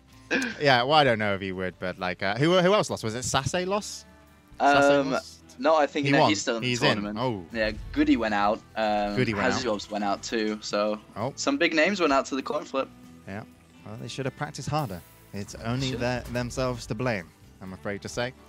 All right, so this matchup, Terran versus Terran, Metalopolis, going to be spawning cross map. What do you make of, you know, how these players are going to play it? Because I have not seen them play Terran. Well, I have not seen these guys play Terran ever. Usually in every competitive tournament, every ladder game I've ever seen from both of these players, they are always playing Protoss, and they thought it was just going to be a good idea to play a Terran versus Terran, so I actually don't know their personal styles at all. I have no idea what to expect. They'll probably play a little bit standard, which is going to rely around, it'll either be very aggressive with expanding, getting a very early command center up, or they'll be very aggressive with their unit building. They'll go for Hellion drops, for Marine drops across the map. So we're going to see which kind of style they do choose, though. Yeah, but of course, winning this still gives you a 50% chance in the coin flip to actually get through into what will be the semi-final. So then, you've only got games up until the grand final. So there's still, a lot on the line. So playing Terran, do you think it's a wise choice? Or do you just think, well, why not? I think if one of them had stuck to their main race and the other player had gone to their off race, then that could have been a bit more detrimental to their tournament career in this. But if both of them are kind of playing off race, I think it's still kind of an equal game. And I have no idea what either are going to do. And we do see kind of mirror builds so far, exactly the same, aside from Soccer deciding to send out a little bit of an earlier scout. And then we do see Nani kind of playing a little bit like Shaun, just using the Marine to go scout out rather than wasting an SCV. Yeah, so just the Marine out. We'll spot the SVC. Sorry. And he's not going to go down. Yeah, he's made it. He's made it, and he's not going to get any scouting information. No. He won't be able to get inside the base, and might as well just go return and go back to mining, or at least control the Xel'Naga tower at the very least. Disappointed SCV. He was like, I wanted to be a scout. He's got to go back and make minerals, so maybe he'll just suicide on the way home instead. But we'll see. So... we've already got Reapers coming out. Yeah, going for a Reaper is pretty awesome, actually. You can scout really well with the Reaper, and especially because he sent that SCV, he didn't get any information from that. He's going to have to use this Reaper as a follow-up scout, get inside the base, see what's up, possibly take a couple of SCVs and at the same time also denying any SCV scout from Nani at the same time. Yeah, so this Reaper, let's see what he can do scout-wise with it, and that's going to give him a little bit more information. Both of them have completed their factories. Got a Hellion coming out. Both players have gone for gas too, which just means we're going to be seeing very tech-heavy style. And even Soccer deciding to switch up with the barracks and factory, and we'll be starting to pump out. Actually, if he decides to go for the pre-igniter or just go straight for tanks. And at the same time, we look over in Nani's base, and Nani is going for the pre-ignited flame and building Hellions out at the same time. Yep, and then we've got tanks coming out on the other side as well. So Reaper is going to make his way in, and he is going to see an awful lot, or at least maybe doesn't know exactly what's going to come out yet. And these Marines are surely going to get rid of that Reaper now. And he escapes with his life. Almost. Almost. I just wanted to finish my sentence there. You didn't let me. All right, this is why I can't commentate StarCraft 2. All right, anyway, so here we go. Hellion's out, and he's got a flamethrower. And he will be going into the base. And he will be going, yes. Yeah, man. And at the same time, Soccer is sending out his first Hellion to go see what he can scout. This Hellion will be able to get in the base. Actually, there is a tank there, so possibly not. Yep, so tank comes out. And it's all it's all about, just seems like they're picking on each other, and then they're getting their big brothers at school to come defend them. It's like turns up with a Reaper, then he gets a Hellion, then he goes against a tank. When will it end? And Nani brings out a Medivac. Yeah. Oh, really? Okay, so yeah, nice Medivac out. Second command center, first command center going down, the second one built. And it looks like we could go for a Hellion drop, which could harass heavily the mineral line here. Is that, do you think, the plan? Yeah, that's definitely the plan. We've seen them loaded up now, and there's no way for Soccer actually scout this. He has no control of the Xel'Naga towers. He doesn't have any units, moving around the map. But he does have siege tanks in awesome position, which will be able to scout and, defeat this so easily. And it looks like the drop is going to come in. I'm not sure if it's going to be effective at all. Yeah, so we'll have to see. Here comes the 4 Hellions. They do get at least one shot off. Looking for a second, and that was a nice angle. So a good amount of these SCVs did go down. And do you think that was worth it? Oh, definitely, most definitely. We're looking at 29 SCVs in the unit counting station now for Nani, compared to only 21 of Soccer. The kind of the advantage Soccer has is that he does have the orbital command out, in his main base. We will be able to replenish his economy with mules a little bit faster than Nani, but Nani's not that far behind really. His command center's almost finishing up now, and he is also adding on the double refineries on the natural already in anticipation for this command center to move down. Yeah, and of course Nani as well was able to kind of fly over the base of Soccer, so he did of course see exactly what was going on. And he's replied himself with a couple of tanks. His command center will be going down roughly about the same time. But of course, Soccer does have an orbital command upgrade, so at least that will help him out slightly, you know, after losing those SCVs. But there we go. Sorry, Soccer with the Soccer with a Hellion behind the mineral line. Yeah, managing to pick off 2 SCVs, which is very important, especially with losing so many to that drop. But so far, play is kind of equal. Food count is only 3 deficit between both players. So it's still quite equal. And in the production tab, we are seeing the Viking production start to pump out now from Soccer. Probably be adding on a reactor to that soon. A little bit supply blocked, though, by Soccer. Not quite used to building supply depots rather than pylons, so it's a little bit stuck. And at the same time, an armory has been put down now for Nani in the background. Obviously going to be upgrading these tanks with +1 soon. Yep, so we'll have to see how this works out. But do you give any advantage to either player this early on in the game? Well, Soccer's just supply capped himself, which is something you don't want to happen ever in the game. But he does have a little push coming out. If he can do damage with this or even get a light containment, he could pull that supply block disadvantage back. But I think this Marine here scouts it. Yeah, he does scout it on the Zelnaga Tower. So now Nani has the exact vision he needs to do this. But he's in a very defensive position. And like I said, Soccer, it looks like he should be setting up a very light containment. Got to be careful with these tanks, though. Yeah, and did get some vision, and SCV will go down, but how are they looking kind of standing opposite each other, and how comes the Medivac to try and scout to see where the tanks are placed and if he can take an advantage on this? Yeah, he's using the Medivac for the sight range to, you know, give these tanks a little bit further seeing distance, but we did see the Viking count start. Oh, losing a lot of Marines needlessly, but Soccer does have Vikings in production and moving down, so Vikings are going to be obviously better than Medivacs, but it looks like he's just going to leave this contained as Nani has a lot more tanks than Soccer, and he will be just backing up and probably going back to his main. And you can see that he's already getting up a 3rd command center next to his natural to push it forward with the economy lead.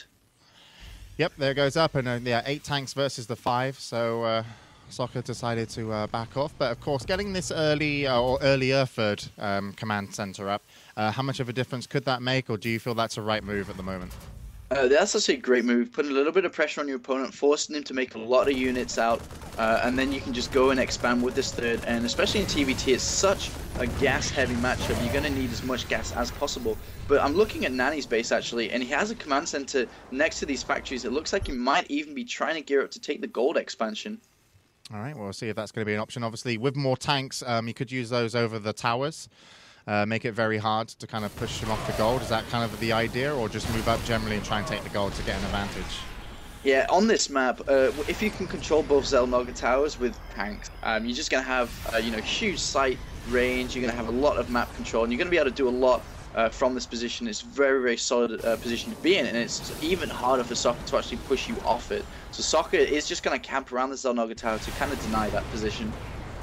And a turret going to go down onto the Zelnaga from Soccer, but he's going to lose his Viking versus the 2 of Nani, and it looks like he knows what's coming, so maybe he wants to move a little bit closer, but still getting past this tank line as Nani's first tank takes a huge amount of damage and goes down, and his second one also hurt. Don't know if he's going to want to bring up an SCV and have that repaired, and of course that turret now gone up. So Soccer's done a really nice job containing an opponent who did have more tanks just by being in a better position here. So how much is this going to make a factor in the match? Well, now he also has... Go on, sorry. Oh, well, Nani's decision, he was pretty clear going to go for this gold, but, I mean, Soccer's got this nice position where he can't really successfully defend it, but hold that thought, it looks like Naniwa might be trying to move a little bit forward. He does have a superior Viking count, but in the background, he is taking the 3rd base at the top left, but you can see Soccer's a little bit ahead already, already getting that. He needs to start mining from this, from these Vespian geysers, as you don't want to have a huge influx of minerals, really, especially with going heavy mech style. Yeah, so you can see the mineral and gas count then, so we'll have to see how well they macro that. But what do you think both players are thinking? What do you think what were they looking as a one-up over their opponents? And actually really nice play there by the by Nani on the Medivac, dropping that on top of the Xel'Naga. So I do believe that he actually lost sight and then did lose, I think it was a unit or two, I'm not sure in either case, but still really nice play from Naniwa. And do you think he's going to try and get this gold now? Is this the time to push, for a little bit more?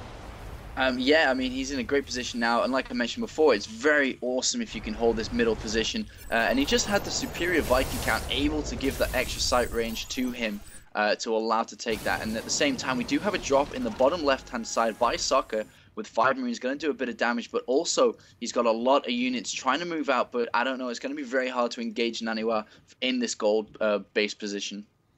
Yeah, and you can see the tanks set up there from Naniwa to defend this gold, but his next command center going down. It doesn't seem to be, so he hasn't moved on to the gold yet, and we are going to have the drop with the 5 Marines from the Medivac at the back of the mineral line. Hasn't been spotted. Really nicely done here, and he is making some attacks over by the Xel'Naga watchtower as well, so this is kind of going to force Naniwa to react to maybe a little bit too much. He does react after losing a couple SCVs, but of course this refinery will go down. Tank going to be out of range here. You can see the range, not going to be enough, but of course he will snipe off the Medivac, and these Marines come in and they're going to be like, oh, whoops, there's a tank. But of course, stand on it and almost get the kill actually. So almost nicely countered there, but still, would you say a good defense from Nani?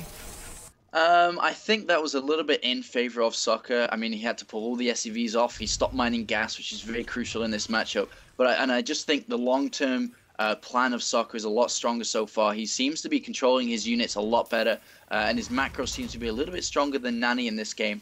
And you can see that by the way he's taking his 4th, gearing up for that. But he's got to be super careful though, because he's got 83 SCVs, and that is a huge amount of SCVs compared to 58 of Nani. And you can see, even though Soccer has a superior food count, all that food is kind of all in SCVs. And you can see in the unit counting station, with 19 tanks compared to the only 13 of Soccer. Yeah, and it looks like he's going to be taking another expand here, but even building kind of a line of missile turrets to defend himself, but heavier on the tanks, Nani, and also a few more Vikings in his name, only 6 versus the 3, so it does have a little bit more air control. But we do see that Marauders are coming out as the choice, or maybe not from these barracks at the moment, but a few Marauders coming out and more being produced. So how are they going to fare in the fight? Are they going to be cannon fodder just to last long enough to get some shots off with the tanks? Yeah, you can use them to snipe tanks here and there. Very awesome for drops, sniping off buildings also. And at the same time, it looks like there was a plan of a drop in the top position with these Marines. Is looking around to see if the 4th and 5th base has been taken. Will move down to 4th, has not been taken yet by Naniwa. And now Soccer slowly but surely pushing up to this gold base, trying to do as lot of damage as possible. But he doesn't really have the Viking count to be able to do aggressive pushes like this. But he does have control of the Xel'Naga tower. That is going to make a key difference. Yeah, and actually Socky just tried to do a Medivac drop with some Marines and got caught off with the Viking defense. And we do have a 4 now on the battlefield, with 2 more being produced. We've got a few 4s on the battlefield. They snuck in. You never notice when a 4 turns up to the party. You're not big enough. But yeah, they're out. And we have to see how that kind of factors into it. What do you make of the army compositions here? Who's got the better? Well, I think that Soccer's got the better army composition because he's just in more a solid position too. But actually, there's a lot of tanks from Nani sieging up, and wow, one-shots all those, and a lot of damage being done. Thor's tanking a lot of damage while the siege tanks actually explode that. And even though I thought that Soccer's army composition was a little bit better, these Thors actually really helped out in that fight. And now the gold base is going to be taken by Naniwa, and might be able to help him in the food count. It's still very even, but look at the amount of resources that Soccer has. 2,500 versus almost 800 gas here. Yeah, and we've got a potential another Medivac drop with just a few Marines in it. Not much, and I think there was a tank defending at least that expand. I'm not sure if they already harassed, and I might have missed it. Yeah, I mean, the tank did defend against it, James. Okay. The tank did deal that, and you can see it's got 5 kills on that 3rd base. Now the drop does get taken down, but the thing that's really awesome for Nani in this game, he's got +2 attack compared to only +1 of Soccer, and that's going to help out a lot. Yeah, but of course Soccer does have a good amount of minerals, and he is on slightly more bases, but gold now is going to be, has been taken and definitely in full effect. So we'll have to see how that kind of changes the income rate.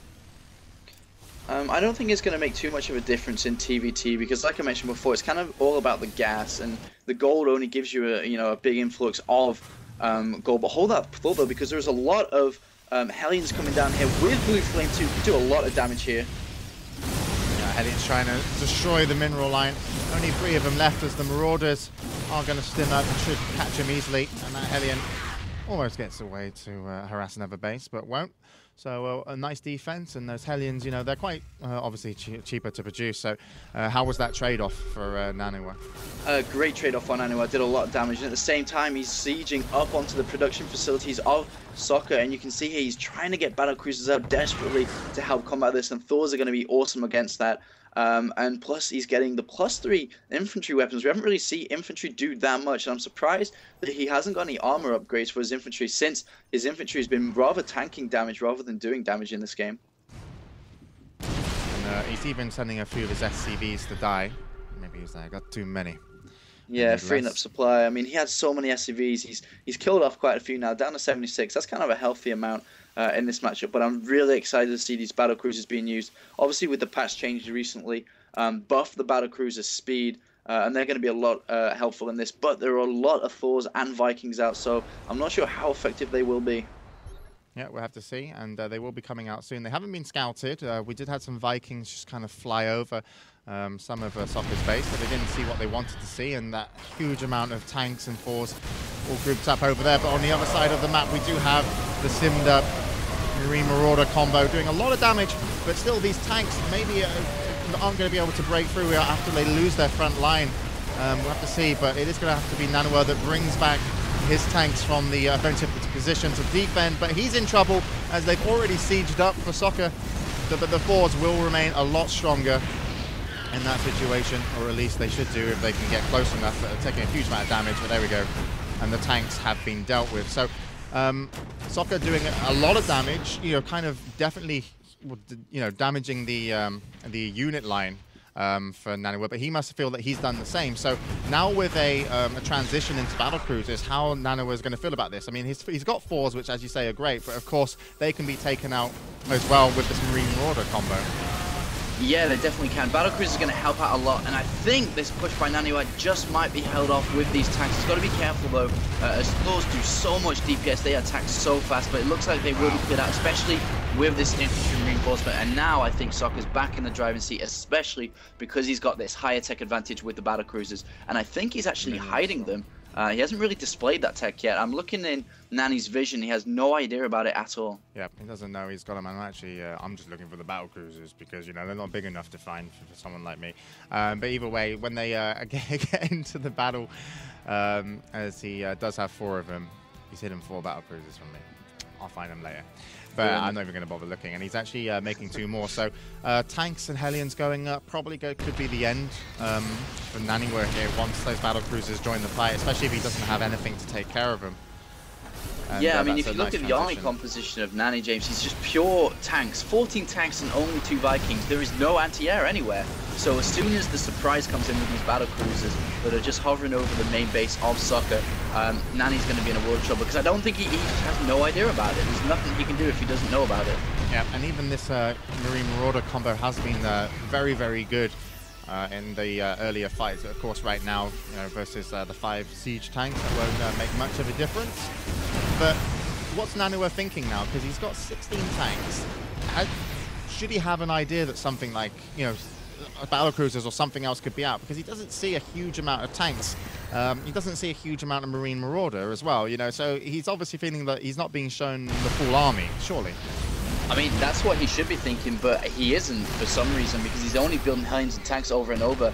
And I think that because it's at such a late stage of the game, and resources are so high anyway, it's kind of hard to tell exactly what your opponent is doing in the background without any scans. If it was a lot earlier on and tanks were missing and such, you could have been like, all right, you should have had this amount of money, where is it gone? But at this stage of the game, it's a lot harder to tell. And now the battlecruisers are going to be revealed to Nani. I found them. Say hello to my little friends as the battlecruisers go in. Yamato cannons equipped as well, but they aren't even going to be, need to use them versus these siege tanks. And I think, look at that, the production tab, instantly 4 Thors coming out for Nanua. And he is going to absolutely get devastated over the gold mineral line. Lost a lot of tanks. currently has 8 tanks on the field, 8 Hellions, 54 SCVs. Maybe if they all stand on top of each other, they can fight back versus the battle cruisers. But right now, there is no anti-air apart from a few turrets that won't be that effective either. So I can't see these 4s are coming out. How quick? Quick enough? Probably not. And 14 turrets being made as well. Here we go. You're going to have to get through all the turrets, Nanoa says. It's like it's an army of turrets. And the turrets actually should now do a good amount of damage. Yamato cannons coming out to one-shot and make sure those SCVs aren't able to keep on their constant repairs. 2 Vikings as well. 4's now going to join the fight. And these battle cruisers are going to have a lot tougher time than maybe they thought. Maybe they didn't need to shut themselves in the center. But Nanoa says this wasn't part of the deal, and the battle cruisers will take down the primary threats. One of them is really weak, but still 5 fly strong. And it is going to be 1-0 battle cruisers to take the first map for soccer. Brilliant game. Yeah, really awesome game. I love TVT. It's by far, in my opinion, the best mirror matchup out of all of them. And it just really does display a lot of skill. Even though in a lot of other matchups you can kind of lose units early on and then go on to consistently just go be behind and just lose the game. But in Terran versus Terran, there are a lot of different swings that can pull the game back for you, and it's very skill orientated. And that switch up to battle cruisers completely threw Nanoa off. Yeah, and of course, you know, with the new patch, battle cruisers a lot more viable with movement speed. They have been, you know, shown in a few games. I watched the GSL actually with Taste-Toasters, and yeah, there was a few games in there were awesome with the transition into battle cruisers, and kind of felt the same thing here. Maybe Nanoa obviously wasn't prepared for it, but either way, Terran versus Terran for these guys, not always their main choice. Let's say TLO is probably watching, going, no. Let's play one class. Only real men, handsome men, like TLO play all classes. You can't do that. Only I'm the random player in Europe. You can't have other people playing off races all the time in tournaments. It's TLO's hook. Stop it. All right, so we got a couple more matches, maybe a couple more maps. Sorry, between these two, as it's 1-0. Stop looking at me weird, Frederick. It's arousing. All right, let me Frederick suggest will be tossing later. For those of those who missed Frederick toss earlier, he'll be back tossing. And if you just tuned in, of course, welcome. We got normal games on right now, but we're going to actually be flipping coins to see who goes through into the final 4, right? And you are, of course, watching the Dreamhack Sapphire AMD Championship coin toss tournament, a little fun tournament, and that's why these guys are playing Terran instead of Protoss. If you're wondering why Nanoa and Socky are playing not their main races, and that's why. Here we go. We're invited. Next game. What are they going to play now? Double Zerg? Why not? Makes sense. Why not, man? It's all about mirror. Nanoa says you dodge TVZ. Socky's like, I don't like playing TVZ. There's in-game that you guys can actually read.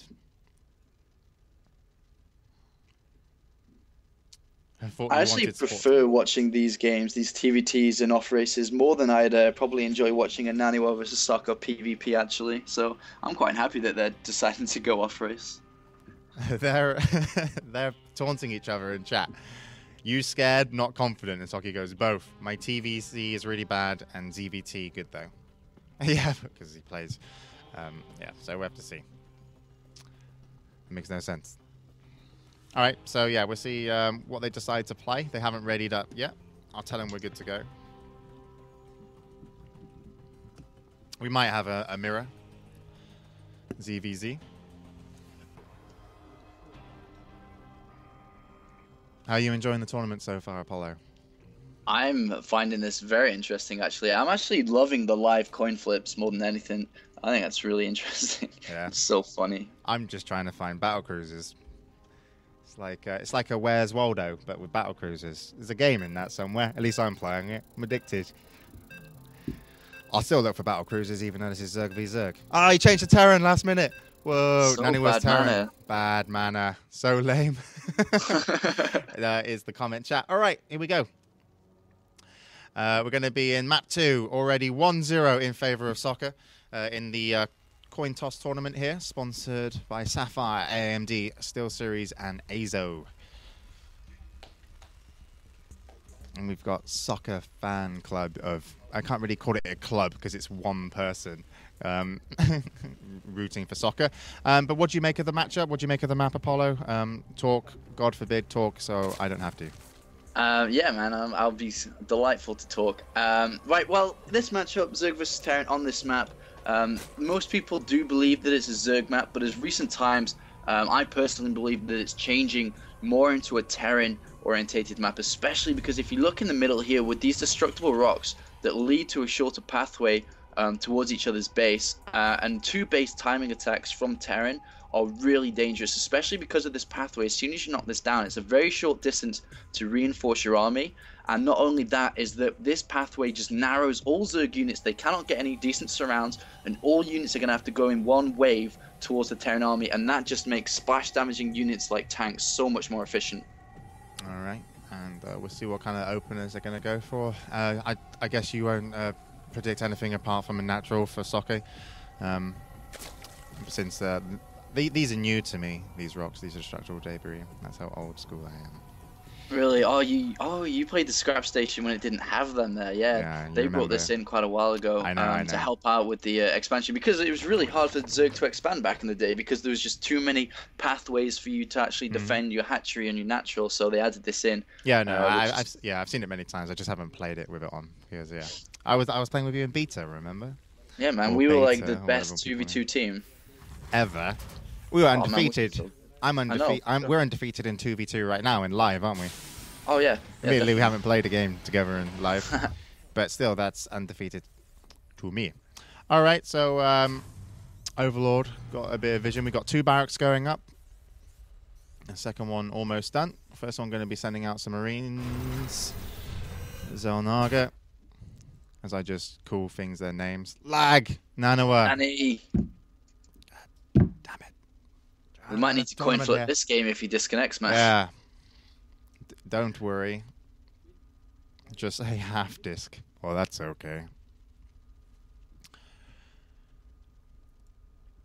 And we are going to be seeing pressure from Nani in this game, getting the double racks out. Going to be waypointing Marines. We'll see how effective this is. Usually, depending on how effective this kind of pressure is, depends on what you'll do after it. If it's decent and you can do a lot of damage, you'll continue with it, and you could even see 3 or 4 racks added to continue the pressure to even kill your opponent. If it's not so effective, the players just usually fall back on getting a command center with the amount of minerals that they do build up. Yeah, so first Marine going aggressive will of course be scouted or known, but that doesn't matter. Going to be able to take down that drone, as I'm awesome with camera work. And we've got more Marines backing up. So on the field right now, already 5 Marines. 6 Zerglings are going to be coming out, though. We've got 4 here, backed up by another 2 and some drones. And actually, these Marines are going to run right into the fray. I don't think they're even going to be able to get a kill themselves. Nope. And those 2 Marines will go down. So a little bit further back, the other Marines are like, yeah, I think I'll leave that one as well. This one's lying. He's like, oh, no, I left my wallet and keys back at the barracks. Quick, let's go. Everyone's like, yeah, sure. Any excuse. But it's like when he gets a text message from his friends. It's like, don't go there. I'm like, all right. Modern day communication. They told him. All right, so no, going to join up with a few more Marines. Got an SCV to kind of lead the way, get some scout on that, but he's at least going to hold the tower. So how do you judge the game so far? Well, Soccer's defended it quite successfully. He still has enough links, a couple more in production, just to make sure that this further wave here that comes in doesn't do the damage that he's going to try and do. He's even going to build a bunker to try and get in there, force a little bit of pressure on Soccer. Soccer will have enough links though to defend against this, so I'm not too sure if this will work out. And in the meantime, in the background, he's even getting his expansion up. Yeah, so there's the expansion for Nanawa, but of course, Zergs and Soccer's in full effect. These Marines are going to take a fight with the Zerg, doing a decent amount of damage. Some of them will get caught. Bunker not up yet. SCV could be easily sniped off as well as he just dives to the other side. And finally, the bunker comes up as refuge as they get in, and these Zerglings should go down. I doubt they're going to be able to take that out in time, especially not with these 2 Marines on the outside, and that will be repaired. So, nicely done by Nani there, at least killing off some Zerglings, but to what means, to what ends? How does he want to capitalize off this, Apollo? Well, the thing is, like, he shouldn't have let that happen. He should have defended it, and now all his resources are being spent into Zerglings. You can see this. He's definitely going to clear it up now. There's not a problem with that. but the problem is he's wasted all these resources in these lings when it could have just been drones if he'd successfully defended it. And in the meantime, we have Nani, you know, got this second orbital command up. He's ahead in the SCV lead, and especially with the mules, he's just going to be flying ahead with his economy. Yeah, so 27 SCVs versus the 26 drones. A lot spent on Zerglings, and these obviously look like they're going to be put to some use now. But as you said, slightly got into the lead, but still hasn't got his new orbital command down yet. So maybe not mining more. Yeah, I don't think he wants to really go down there, especially because he saw the amount of lings in production. It's kind of unsafe to go down there. Because the lings are just going to be able to tear apart any bunkers and so on. So he's going to wait a little bit. He's even getting stim and the combat shields now being added on to the marine upgrades, while getting an engineering bay too, probably for a fast +1 rather than getting the turrets out, because he knows his opponent's a little bit behind in the tech path. And we're actually going to see a Roach Run and Bailing Nest go down at the same time for Sucker on the natural. All right, yeah, so Roach and Bailing Nest. And of course, we can see that could be very effective as another 2 barracks go up. So maybe Naniwa feels like he can lean with a little bit of pressure with a bio build. But of course, right now, Soccer maybe has the answer. We'll have to see how that one plays out. Who are you giving a favor to at the moment? I'm still going to give the favor. Actually, it's kind of pulling in Soccer's favor. 43 drones now. That's pulling ahead, and that does have the Bailing and Roach Warren out. And Nani hasn't really capitalized on his eco advantage early. He's oversaturated the main, and that's going to run out dry very, very fast. And, you know, he hasn't moved down. It looks like he might be trying to do some timing attack with stim and +1. And then as soon as he gets +1 in stim with a couple of medivacs, he might even actually decide to drop in the main of Soccer. That could be really good, especially because of the short air distances here. Yep, and Soccer's got his Zerglings put to use again as they were standing on the outside, expect just to see if they could scout a drop early to react fast enough. Units, though, he's got his Roaches, so you know, these drops can't be kind of sniped off at least. And actually, he's just going to use the Medivacs and the Marines to see if he can just get safely over to get his expand down. So Naniwa just looking to make sure he can bump up his income before he picks a fight. Yeah, and we do have the centrifugal hooks for the Bailings, increasing their speed, almost finished. Any kind of ground aggression that Naniwa decides to do, be it through the rocks or around the long way, is just going to be completely denied by the amount of Bailings that will morph in time. So I think his only form of aggression will have to be through air, because there hasn't been a spire been put down. Well, as I say that, a spire goes down, but the spire hasn't been put down before I said that, and that means there's no Mulus out at all. So he's going to be able to have free roam over the entire map with these medivacs. Yep, we'll see how that works out for him. But as well, Hellions as well, could they be an option, since could they handle you know, these speedlings? Not so much. Well, I think that Hellions is probably the worst idea to do at the moment, just because he's so invested into the infantry. I mean, he's got this +1, he's got the stim, and he's going to be pumping out a lot more Marines. He needs to actually start the tank production, though. That is something that's not being done here, and it's going to be crucial, especially in fighting with these Bailings. Yeah, Bailings are going to make their way in, and half the Marines will be absorbed, and there goes down all of them. And the poor guys, you know, flying these Medivacs are just in tears. They knew some of them personally. They even gave them a lift. All right, yeah, so that's not going to be the best kind of sign for Naniwa. How do you think he's going to react to this? Well, he's definitely behind now after that drop, so he's going to have to play a little bit more defensive, make sure he gets his natural fully saturated on these gases, and then try to start his tank production. He basically can't do any attacks without tanks. So even that one there to try and deny the third, it could have been saved, I suppose, if he'd picked up into the Medivac rather than just dying, but he's going to have to be on the defensive foot now, and as we do say that, he does have to throw down 3 bunkers just in case of any counterattack. But the Mutalisk production has started now, and we do have 1 turret in the main. Do we have any more? Just the solar, 1 turret in the main and 1 on the natural, so that's not really enough to defend against any critical mass amount of Mutalisks. Yeah, so 4 are going to be coming out, but of course another hatchery goes down to kind of take advantage of the good Baneling move onto the Marines, giving him the edge to allow him to control, or feel comfortable to control even more of the map. And nice play with the bunkers, make sure they can absorb some of the Baneling damage, but we are going to have these Marine Marauders back into the Medivacs, and this could be a great time to drop, since half the army is actually down here by the Zelnaga. But we do have the Mutas coming back as well. But if the drop's good, they are going to be able to stand strong, and that's exactly what's going to happen. But they decide, no, he's like, oh, I don't want to play. And then tries to fly him off. And this is maybe in no man's land, this could be bad because the Mutas, if he wants to show him, could do some damage while they were flying over, but didn't grab the time to do it. But still, army compositions, who's got it for you? I definitely think Soccer's really far ahead, and even in the food count, he's ahead too. He's spending his money well, and Nani's made too many critical mistakes early on and in the mid game of this. And he's got to be super careful, like you said, moving these medivacs around, and the Mutas are in pursuit, and the medivac could even go down. Yeah, one medivac, but not too much damage. But there's a couple more Mutas, and they do get the kill. I'm pretty sure a couple there were lost in that fight, and now I'm just going to stim up, bust down the destructible rocks, and maybe trying to make it. I mean, is this just because he doesn't want to get back in the medivacs, or does he want to kind of open the map so he gets another way to attack?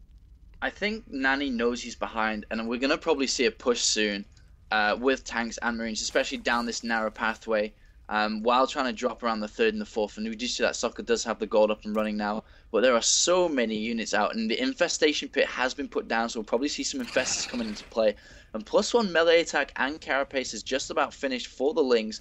If I was Soccer, I'd probably get rid of these destructible rocks myself on my end, just so you can get in there before siege tanks siege up and so on, and keep spreading the creep as much as possible. Yep, so 3 siege tanks out on the field at the moment.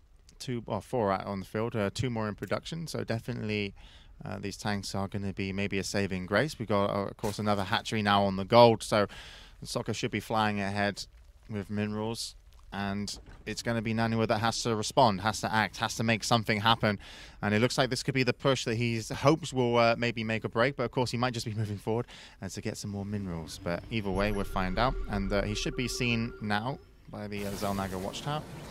And the tanks at the back are seen to be sieged. And Soccer knows what he's up against. Zerglings go in to get destroyed. Bad engagement there, not really entering that well. Nice pick off with the tank, with the Mula, so not quite managing though to get off the tank though. Soccer will be looking to try and engage this quite soon, as you don't really want to have a Terran on 3 base. You want to try and deny this and hold him back for as long as possible. Yep. And looking at now 180 food to 162. I'm not sure if Soccer can even go in here because there are a lot of siege tanks in siege mode here. Yeah, and even tried to pick him off a little bit earlier, but the Marine defense actually, I think, held a lot stronger. And I didn't think the Mutas, damage-wise, did actually even take down a siege tank. But of course, we have got the Infestors up. How big of a part are they going to play in this fight? Especially against the amount of Marines there are here, they're going to play a huge a role in this game, especially because you're going to be holding there. Actually, Naniwa decided to move out to try and put pressure on the third. I'm not sure if this is going to go down well because there are a lot of Zerg units here. Maxed out Zerg army waiting for this. Yeah, but he split his Mutas up so far. They are behind the expand. They are going to see some turrets and then have to maybe back away. No, they're going to stay. And now they're like, oh, that's not a good idea as it does get repaired. So still a split army. Tanks get a little bit closer. Having this watchtower, is that a big factor into this fight? Or do you think it's just going to all be over so quickly when Soccer decides it's going to be over? I think Soccer has too many units. He's got really good upgrades too. And the further Naniwa pushes out, he's going to trigger Soccer into pushing, especially if he starts to get in siege range. And I don't know how this is going to go, but I do think that it's going to favour Soccer for sure, especially now the Infestors are out. And a lot of Banelings actually being morphed. There are just going to be so many Banelings here. Yeah, there's the Banelings, and already we do have a confrontation. A couple of Speedlings going to go down and a Queen. And Infestors actually come forward as well. And they don't even think they're going to be able to get off Infestation. I think they did. Yeah, there was a decent one there at the back.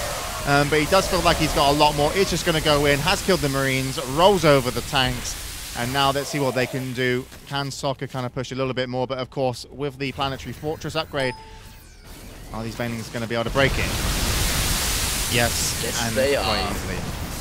And at the same time, James, there was a drop in the back of Soccer's base, a Marine drop actually, that took down the Infestation pit and doing a lot of damage to the Mirror Line, was forced to pull off a lot of drones here. I mean, it's a pretty cute drop, but at the same time, losing the Terran's third was a lot more effective than actually this drop did.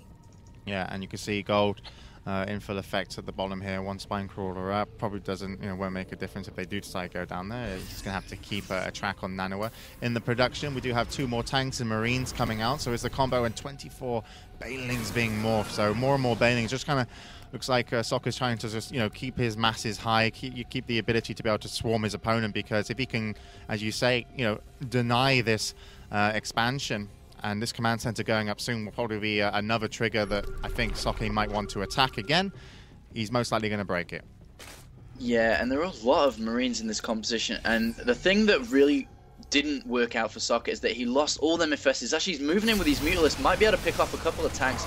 Nice Marine defense once again, holding these tanks. Yeah, but as I was saying, he lost a lot of Infestors in that and the Infestation Pit.